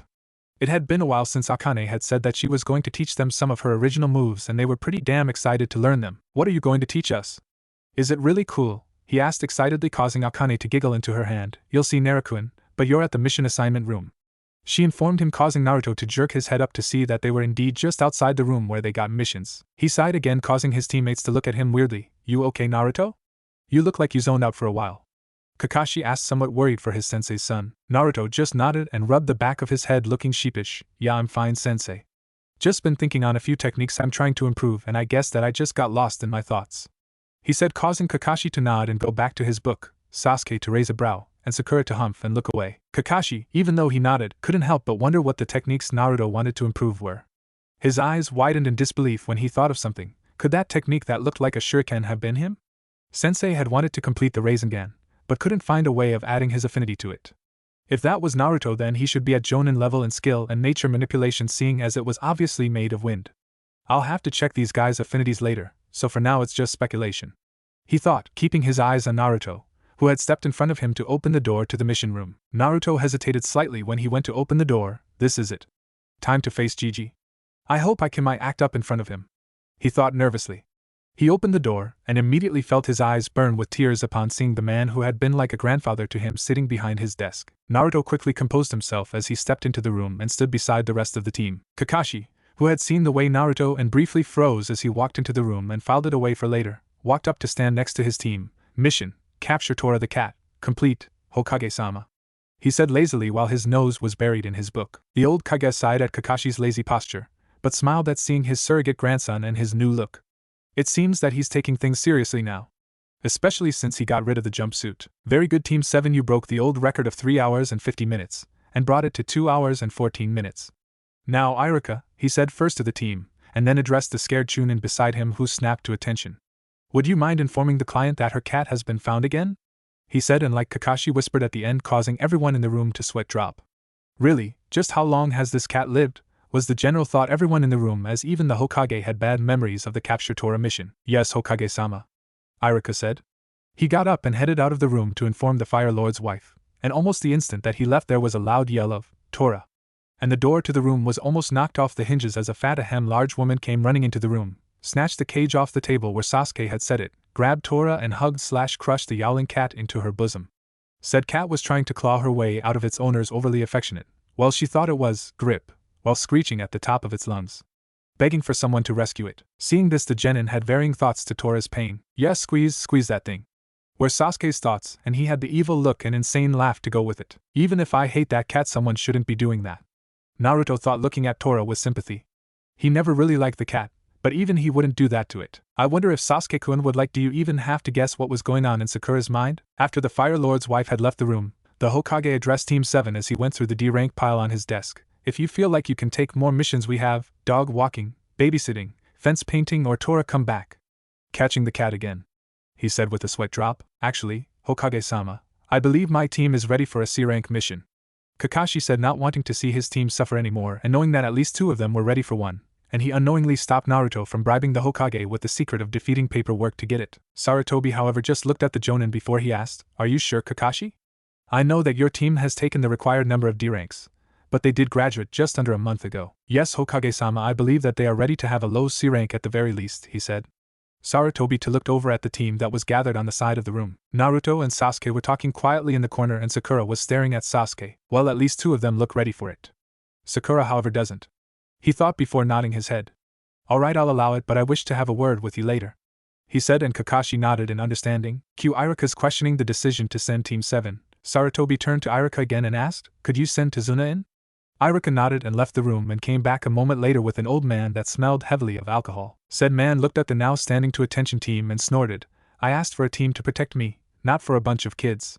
The one with the blonde hair and the one in blue look okay, but the pink one looks like something that not even a dead thing would eat," he said, causing the 2 male members of Team 7 to snicker and Sakura to try to punch him, but was held back by Kakashi, who bent down and whispered in her ear, "You know, Sakura, we can't go around killing our clients. It's bad for business." When she reluctantly nodded, he stood up and said to Tazuna, "Tazuna-san, I am a jonin, so I'll be able to handle anything that my students can't, and just so you know, the boys of my team are among the most skilled in the village, so there should be no worries." With Kakashi's reassurance, Tazuna nodded in acceptance.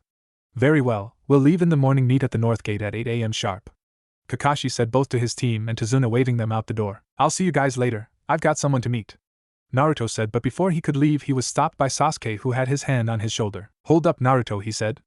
The blonde looked at him curiously. "You're always saying you've got someone to meet after training, but we don't even know who this person is," Sasuke said, causing Naruto to realize what he wanted. "And you want to meet her, don't you?" he asked, and Sasuke nodded. Naruto sighed before grabbing him by the arm and shining away from a confused Sakura. Back in the Hokage's office, Sarutobi, after making sure that the genin were gone, put up a silencing seal before he spoke. "Care to explain why you would request a C rank when there is clearly a genin on your team that is not ready for one?" His question made Kakashi sigh. "I'm hoping that if she sees what the real world is like, she might start to take being a shinobi seriously. Because if she doesn't, then I'm seriously thinking of dropping her from my team, or if not, then having Guy train her for a month," he explained. Sarutobi's eyes widened when he heard Kakashi's alternative. He wouldn't send even his most hated enemy to train with Might Guy for a full month. "Kakashi, don't you think that Guy's training would be a bit much for her to take?" the aged Kage asked nervously. Kakashi just shook his head in the negative. "If it would help get the point that this is not a game across, then no," he said before his head dropped in depression. "Honestly, Hokage-sama, I've tried everything I can think of to get her out of her fangirl phase, but nothing's worked," he said in a depressed tone that had the old Kage's sympathy going out to him. "I can understand that, Kakashi, so how about a compromise?" he said, making Kakashi's head snap up to look at him. "What I'm offering is to send a Tokubetsu Jonin with you to help out in case things don't go as planned," he said. Kakashi thought it over. On the upside, he would get to have an extra person to help with the genin of his team, and possibly with any missing nin that came along, slim as it would be. Oh, if only he knew. But on the downside, he would have someone else to watch out for if things get tough. Seeing as the pros outweighed the cons, he nodded to the old leader in acceptance. "Very well then, Anko Mitarashi will meet you at the gate tomorrow at 8. The Hokage said, making Kakashi's eyes widen at the name. He didn't really dislike her, but he had heard of her tendencies both during and after missions and would rather have had someone else on the mission with them. "Are you sure about sending Anko of all people, Hokage-sama?"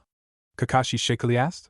The aged leader chuckled. "Yes, Kakashi, I am very sure. Not only can she help get Sakura out of her fangirl stage, but it seems that she has taken a particular interest in one of your students. Namely Naruto," he said with a perverted giggle at the end. Kakashi's eyes widened even farther than before with the information that he had been given. "I don't know whether I should be jealous or scared for his chastity," Kakashi said, and the old Kage nodded his head in agreement before he sent an umbu to inform Anko that she would be joining them on this mission. 5 minutes before, with Naruto and Sasuke arriving 2 blocks away from where they had originally been, Naruto let go of a now dazed Sasuke who was holding his head and looked like he was going to vomit. Naruto chuckled when he saw his friend's current state. "It'll clear up in a minute," he said. When it had, Sasuke looked a little ticked off. "You could have warned me you were going to do that," he said, annoyed, causing Naruto to chuckle again. "Yeah, but where's the fun in that?" he asked, causing Sasuke to roll his eyes in annoyance before he looked around to see where they were. "So where's this friend of yours that you said you were meeting?" he asked with a raised brow. Naruto grinned a bit, started walking. "Oh, we're not meeting her here. I just wanted to get away from Sakura." His statement caused Sasuke to sigh but nod his head before he realized something. "You said that the person you were meeting was a girl. So does that mean that you've got a girlfriend?" he asked with a teasing grin. Naruto didn't say anything and continued walking. At Naruto's silence, Sasuke's eyes widened in disbelief. "No way. You actually have a girlfriend?" he asked in equal disbelief. Naruto sighed in defeat and turned his head towards him. "Yeah, I do. And if you don't mind, we're trying to keep it secret until after the Chunin exams this year, so please don't go blabbing it." Sasuke nodded his head in acceptance. He could understand the importance of keeping something secret. That, and the glare that was being leveled at him, was a good incentive, as it promised a good deal of pain if he didn't keep this to himself. "I can do that," he said, as they arrived on a training field to see Tenten waiting for them. The next morning, just before 8, Anko Mitarashi was standing in front of the north gate of Konoha. Normally she wouldn't be caught dead doing anything lower than a B rank, but this time she was almost too happy to accept. The reason being was that she would finally get some answers from a certain blonde-haired genin. Those being: 1, how was he so powerful? And 2, how was he able to pull off a jutsu that was so powerful it was felt, heard, and seen throughout the village? She could remember what it was that she had witnessed to bring up these questions. Flashback. "That was some good dango," Anko said as she walked back to the forest of death from her lunch. She was just about to turn towards said forest when she heard a distant shout of summoning jutsu, and she decided to investigate just who was training so close to her forest. What she saw was 2 teens and a woman with red hair. She could recognize the 2 teens easily enough due to one of them being the Jinchuriki of the village, and having seen the other helping out around the weapons shop she frequented. What she saw looked like the blonde and the woman were trying to convince the girl to sign a summoning contract of some kind. "That's odd, there aren't that many summoning contracts around. I wonder what one it is," Anko thought, focusing on the conversation a bit more, and what she heard surprised her. "There's a Fox clan? And not only that, but the other person here is the kyuubi. Just how did it get free? And just what the hell is Sage Mode?" she wondered in a mixture of puzzlement and worry. She watched as they convinced the panda-haired girl to sign it, and then proceeded to show her a strange sequence of hand seals. "Those aren't the hand signs for the jutsu. So what are they trying to pull?" she asked herself. To her amazement, when the girl tried the jutsu with the different hand signs, it worked. And what the girl summoned was even more of a shock to her. A F-fox? She thought in alarm. When the small fox referred to the redhead as Kyuubi-sama, she was even more alarmed as her suspicions were confirmed. "I have to warn Hokage-sama," she thought, turning to leave before she heard what they said about trying out Sage Mode and a jutsu that she had never heard of before, causing Anko's curiosity to get the better of her. "What's the Raisin Shuriken?" she wondered to herself as she observed the blonde sit to meditate. "Okay, why is he just..." Her thoughts trailed off when she saw the blonde's appearance change from what it normally would be to being more feral. "Okay, now that's hot," Anko thought as she found herself blushing a bit at his appearance.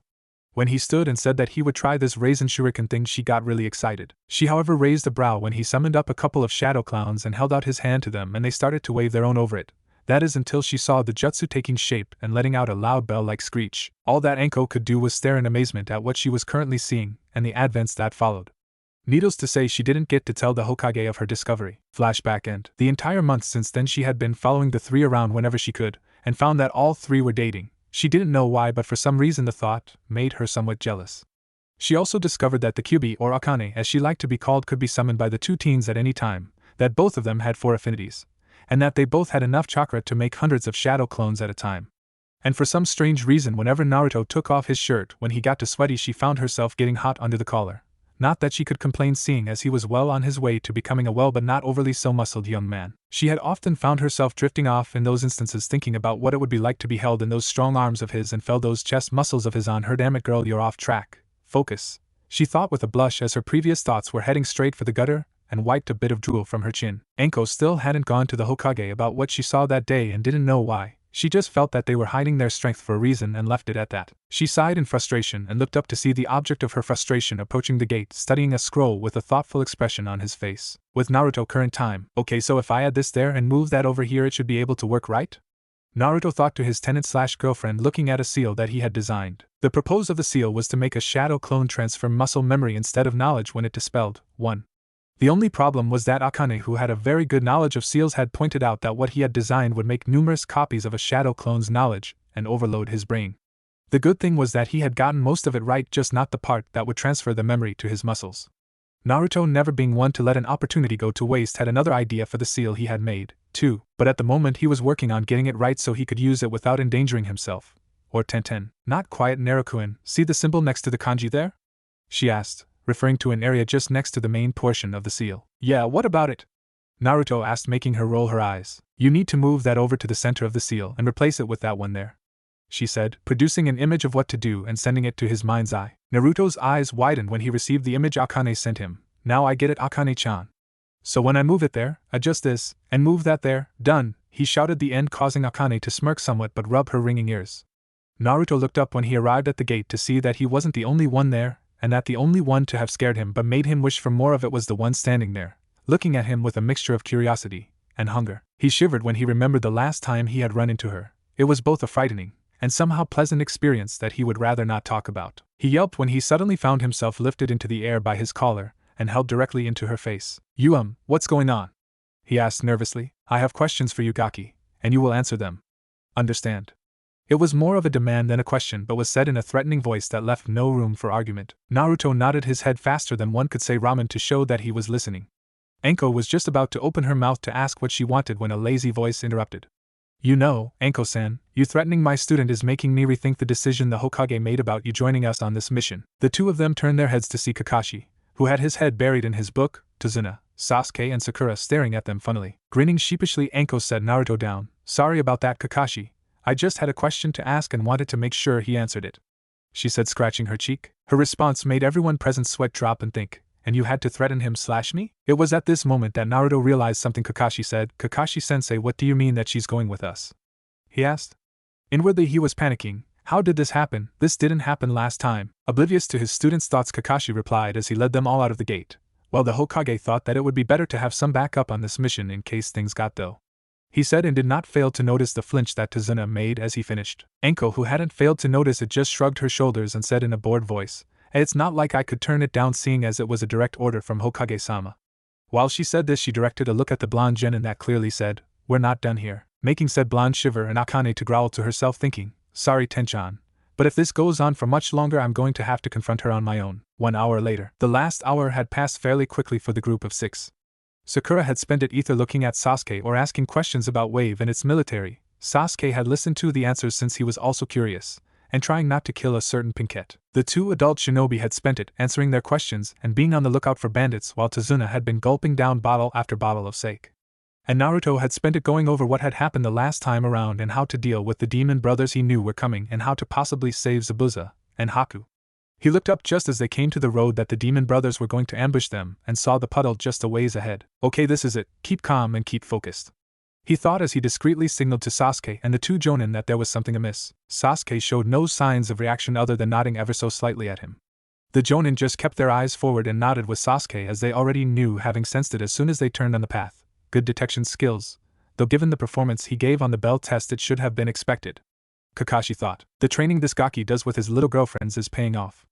Anko thought with a growl at the girlfriend's thought, even though she didn't know why. I guess I could test out one of the new jutsu we've made, Akane-chan? Naruto thought with an inward smirk. I think it's about time to finally see what some of them can do in a real battle, so yes, you should, she replied with a smirk of her own. As they went past it, 2 people dressed in dark cloaks and had metal claws on their hands that were connected by a long chain came out and wrapped said chain around the 2 jonin of the group and pulled, seemingly tearing them apart. Kakashi-sensei, Sakura yelled in surprise. 2 down, 1 brother, Meizu said. 4 to go, the other Goza said as they turned to the 3 genin who had formed a protective formation around Tazuna and charged at them with their claws raised to strike. Sasuke and Naruto reacted simultaneously. Sasuke threw a kunai that caught the chain linking the brothers together and impacted a tree. Naruto was produced a shadow clone and they both charged at one of the brothers, taking advantage of their surprised states. The brothers reacted by disconnecting the chain so they could fight separately, and met the clone and original head-on. The original's fight. The real Naruto's fight was with Meizu. When they met, he threw a punch aimed for the rogue's face, which was promptly dodged and matched with a swipe from the claws. Naruto jumped back and started a string of hand signs and called out, Fire style, Fireball Jutsu, and sent a large ball of fire towards Meizu, who was going to jump to the side to dodge but instead jumped into a punch from a clone that Naruto had made and sent just before he made the fireball. "Damn brat," he muttered as he rubbed his chest where it had impacted, causing the now two blondes to grin cheekily at him. Now recovered, he did his own hand signs, causing the now charging Narutos to stop when he called out his jutsu, water style, water wall, and sent forth a giant wall of water at the now somewhat shocked Naruto. Okay, this defiantly didn't happen last time, he thought as he and the clone went through their own signs, wind style, pushing force. They both called out, unleashing two separate and fast air currents from their mouths that combined and made one extremely fast current of air that collided with the oncoming water wall. When Meizu saw the now lone air current, he smirked and thought, this kid has got to be joking. That jutsu isn't as powerful as mine. But what happened next surprised him. He had been expecting what looked like a C-rank jutsu to fall to his B-ranked one, but not only did it instead break through his, but it brought his along for the ride. What the hell, how is that possible? No jutsu can make another rebound onto the user, he thought, greatly surprised, and unable to do anything as his own jutsu came back at and collided with him, and sent him straight into a tree. He was about to get up, he heard a voice next his ear, "Sorry pal, but you lose." Next thing he felt was a chop to the neck and his world went black. The clones fight. The clone met Goza head on and immediately dodged a punch that would have dispelled it. Jumping back, it decided to go with ninjutsu, and quickly went through hand signs, lightning style, wave of inspiration. The jutsu sent a wave of lightning at Gozu, and he would have dodged had he felt something holding him down. Looking behind him, he saw to his surprise another clone there. The clone made a clone, he thought, trying to break free, and somehow managed to free his clawed hand, with which he made one hand sign and substituted himself with the clone. He jumped away just before the jutsu hit them both. He smirked when the clone that had been holding him and the one he had switched with puffed away, though that smirk quickly fell when he felt something grab a hold of his feet. Looking down, he saw a pair of hands holding him in place. He looked up when he heard a shout of, "Wind style, great breakthrough," and his eyes widened when he saw the giant blast of wind heading for him. When it hit, he was sent heading for the same tree that his brother had hit moments before. Just before he lost consciousness, he heard the same thing as his brother had and saw the clone he had been fighting dispel. Back to normal viewpoint. When the fights were over and his clone had dispelled, Naruto turned back to the others, who were staring at him like he had grown a second head. "What?" he asked with a raised eyebrow. His statement caused the other two on the team to snap out of their funk. How is it you're able to beat two enemy ninja on your own?" Sasuke asked in a surprised and stuttering voice. Naruto just looked at them funny and said, "Doing that is what a lot of hard training and a hell of a lot of luck can do." The last part caused sweat drops to form on everyone's heads, though Sakura seemed to notice something. "Oh no! What are we going to do without Kakashi and Anko-sensei?" she panicked. Naruto and Sasuke shared a disbelieving look before Naruto turned to the forest. "Alright, you two, you can come out now," he said, causing Sakura and Tazuna to look at him in confusion that quickly changed to surprised relief when they saw both Kakashi and Anko come out of the forest. Even though he knew that they were testing them, Sasuke was a little ticked that their senseis had pretended to die just to do that. "Mind explaining why you left us to defend ourselves?" Sasuke asked in an annoyed voice. "Well, we wanted to see if you were capable of protecting the client on your own, and if you could fend off a surprise attack," Kakashi said. "And it's clear to me that at least two of you are," Anko said. "Though I have to wonder, where did you find that wind jutsu, Naruto?" Kakashi asked, getting confused looks from two of the genin while Naruto just looked at him. "What jutsu would that be, Kakashi-sensei?"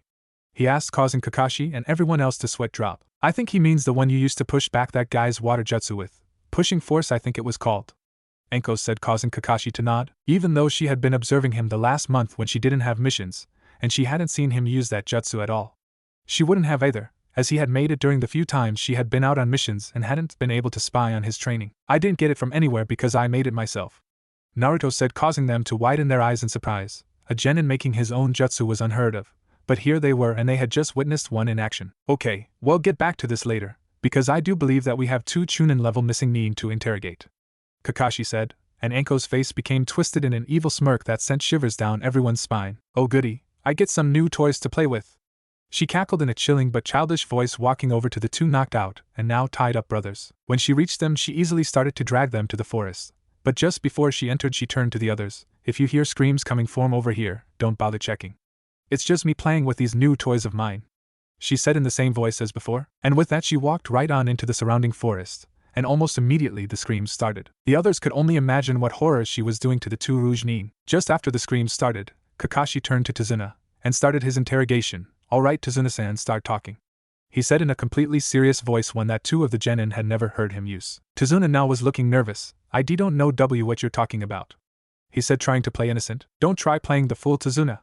Those two, who happen to be high C, low B rank missing Nin, were after you. Now when you signed on for protection you said that all it would involve was bandits, and wild animals. Kakashi said, glaring at the man. Seeing that he was caught, Tazuna sighed. Alright, you got me. The truth is, cue the whole thing from anime up to the point to where they decide what to do, so let me see if I got this right, Kakashi said, putting his hand to his chin. Gato, one of the richest men in the world, has taken over your country and has been bleeding it dry. Kakashi started making Tazuna nod. You have been building a bridge to bring the economy back to wave while at the same time breaking Gato's hold over the country, and to prevent you from finishing this bridge he has sent Missing Nin after you. He finished. Tazuna nodded again. Just as he was about to talk again, the screams stopped, and Anko came out of the forest with a small frown. Seeing the rest of the group looking over to her, she just sighed before she explained her findings. Well, as you've probably guessed, they were hired by Gato to go after the old man, she said, causing Kakashi to nod and Tazuna to look offended by the old man comment. But, she continued, they were working with someone else, she said. Kakashi raised a brow. They're working with Zabuza Momochi and his apprentice. She finished with a frown, and getting wide eyes from the resident sensei of the team. Who's Zabuza Momochi? Sasuke asked, curious as to whom they were up against. His question brought him the attention of the two jonin. Kakashi sighed as he looked to his team. Zabuza Momochi is an A-ranked Missing Nin from Kirigakure, he said, making the team's eyes widen, Naruto including, as he had to keep up appearances. Now what are we going to do? Anko asked Kakashi, as technically she couldn't do or say anything on the mission as she wasn't the one in charge. Personally, she would like to go and take this Gato person out, especially if what she had heard from the demon brothers about him and his methods were true. Kakashi thought it over for a minute before he tuned to the genin. I think we should let them decide, he said, making Naruto and Sasuke smirk, Sakura to look worried, and Anko to look at him questionably. Are you sure that that is a wise thing to do, Kakashi?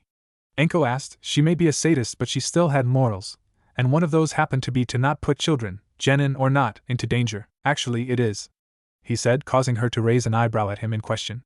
While it is true that they are still green genin, they have to start making decisions on their own as well, in case they are ever chosen to lead a mission in the future, he stated, getting another raised brow from Anko, but she nodded in acceptance nonetheless. Now, Kakashi said, turning to the team, what do you all think we should do? Naruto looked to Sasuke when asked this, and they both knew what the other was thinking. One way or another they would help the people of Wave. Turning back to his sensei, Naruto spoke up first. Well, I'm defiantly saying that we go for it, because I don't know about you two, he said, referring to the jonin, but I can't stand people who can do things like that to others, just for their own sick pleasure.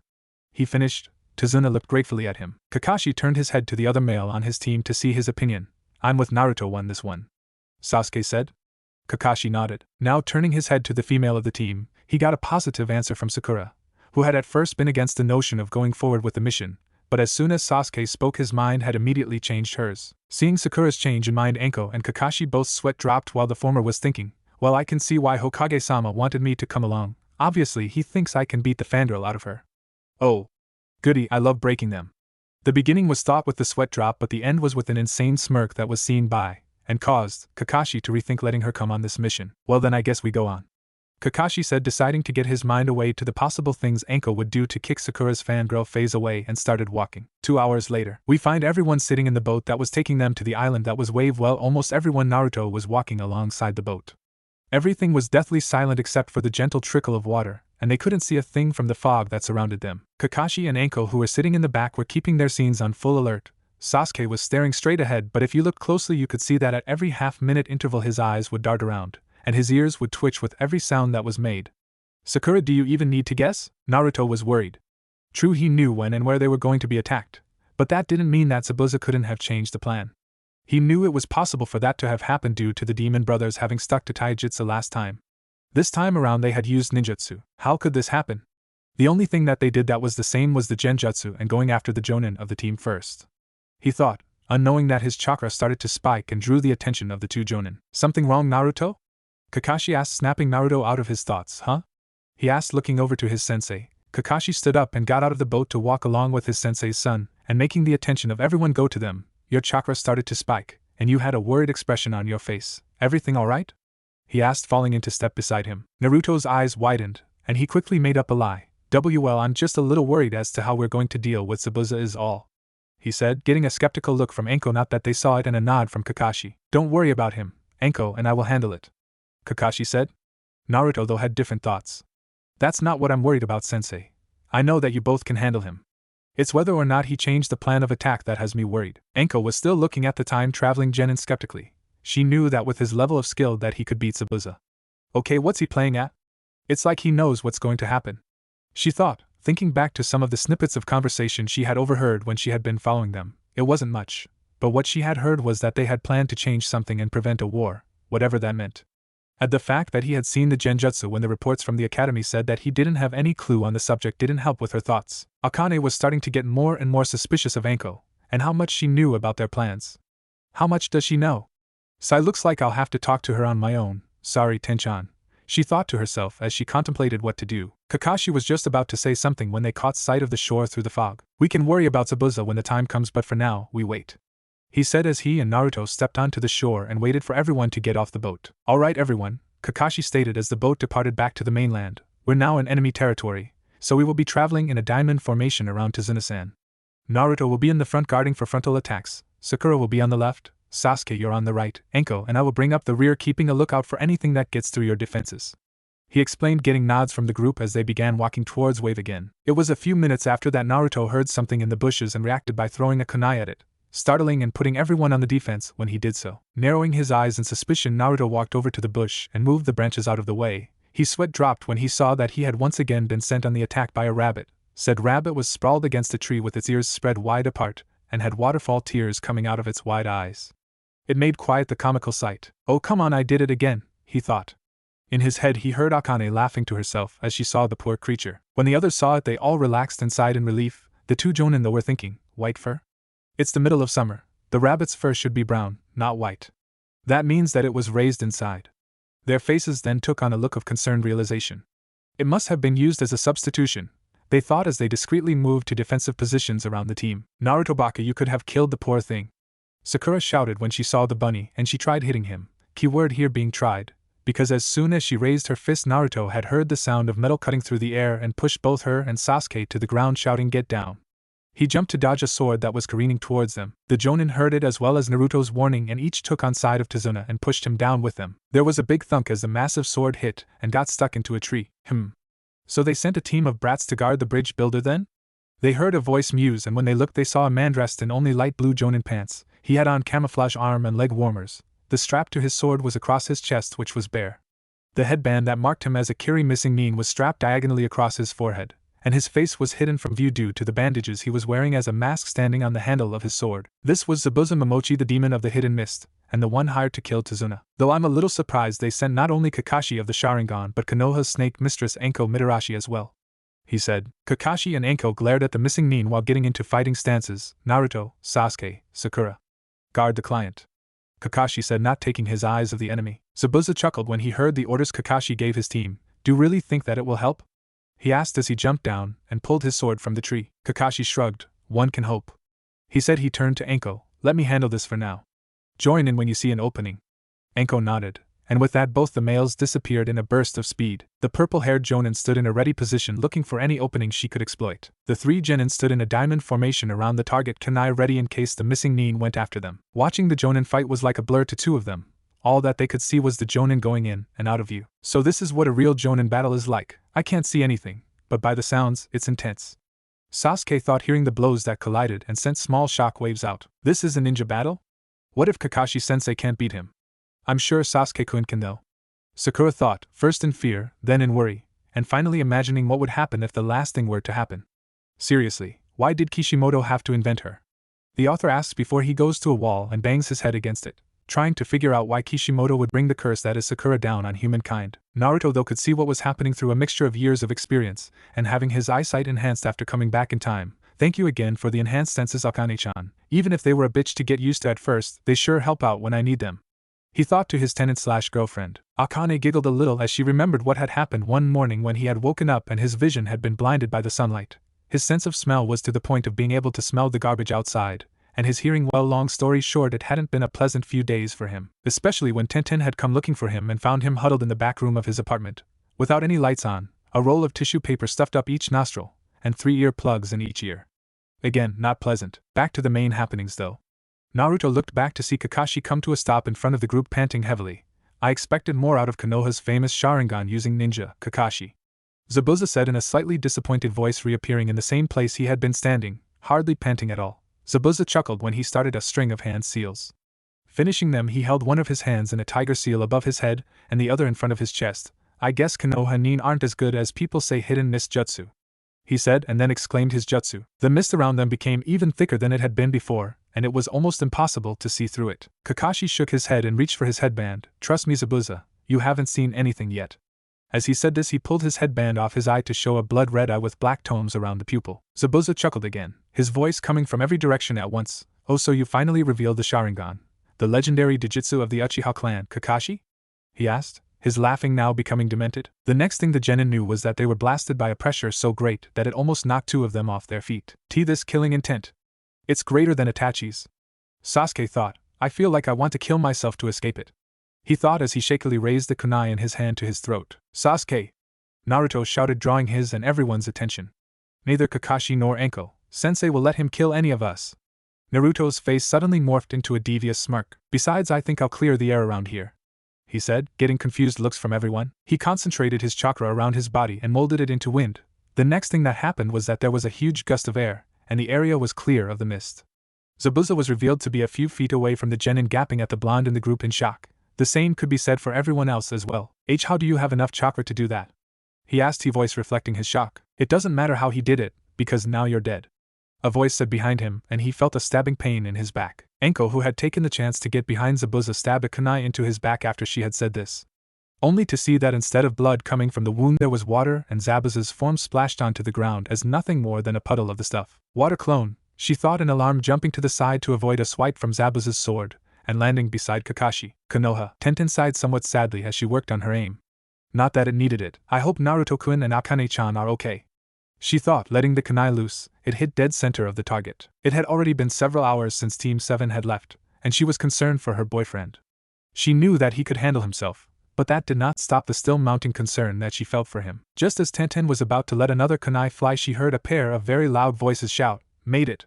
And both Lee and Guy came skidding into the clearing. Guy turned to Lee with a serious expression on his face. Lee, he said, it's clear to me that you need to up your training. The last time we raced you were able to keep up with me, but this time you were trailing by 3 inches, he exclaimed, causing his clone to gasp and salute him. Yes, Guy-sensei. I will up my training whites, so that my flames of youth will burn as bright as yours, Lee shouted, a bright fire burning in his eyes. That's the way to go, Lee. Guy-sensei, Lee, Guy-sensei, Lee, oh no. Not that, Tenten thought, quickly turning away from the now passionately hugging green duo, thankfully before the worst part could form. Her other teammate, however, was not so lucky, as he chose this time to walk into the training ground to witness what many have come to call the sunset of youth genjutsu. Tenten turned back, after the shouts of the green duo had stopped, to see Niji curled up into a little ball, sucking his thumb and muttering, so much youth. Make it stop, mommy. Make it stop, she sighed, shaking her head, and went back to her training dummies. Land of waves. You know, Kakashi-sensei, you didn't have to go overboard with the Sharingan, Naruto stated, looking down at the resting Jonin. Said Jonin smiled sheepishly as he looked up at his genin. Yeah, but he was stronger than I thought he would be. Naruto sighed and shook his head. That's what he said last time too, he thought, and heard Akane snickering. He looked over to Anko, who was sitting in a chair beside the window, nursing a sprained ankle and a bruised side. The fight had gone pretty close to what it had originally, except that Anko had ended up taking a nasty hit to the side of her ribs and had sprained her ankle when she hit a tree. After that, Kakashi had done the same as he had before. He had managed to get under Zabuza's skin by using the Sharingan to make him think that he could see the future, and had blasted him with the same water jutsu as he had before. It was then that Haku, dressed in her fake Hunter Nin disguise, had put him in a death-like state and taken Zabuza's body away. Naruto sighed again. Things were starting to get way out of hand. Guys, he called to his teammates, we need to start training.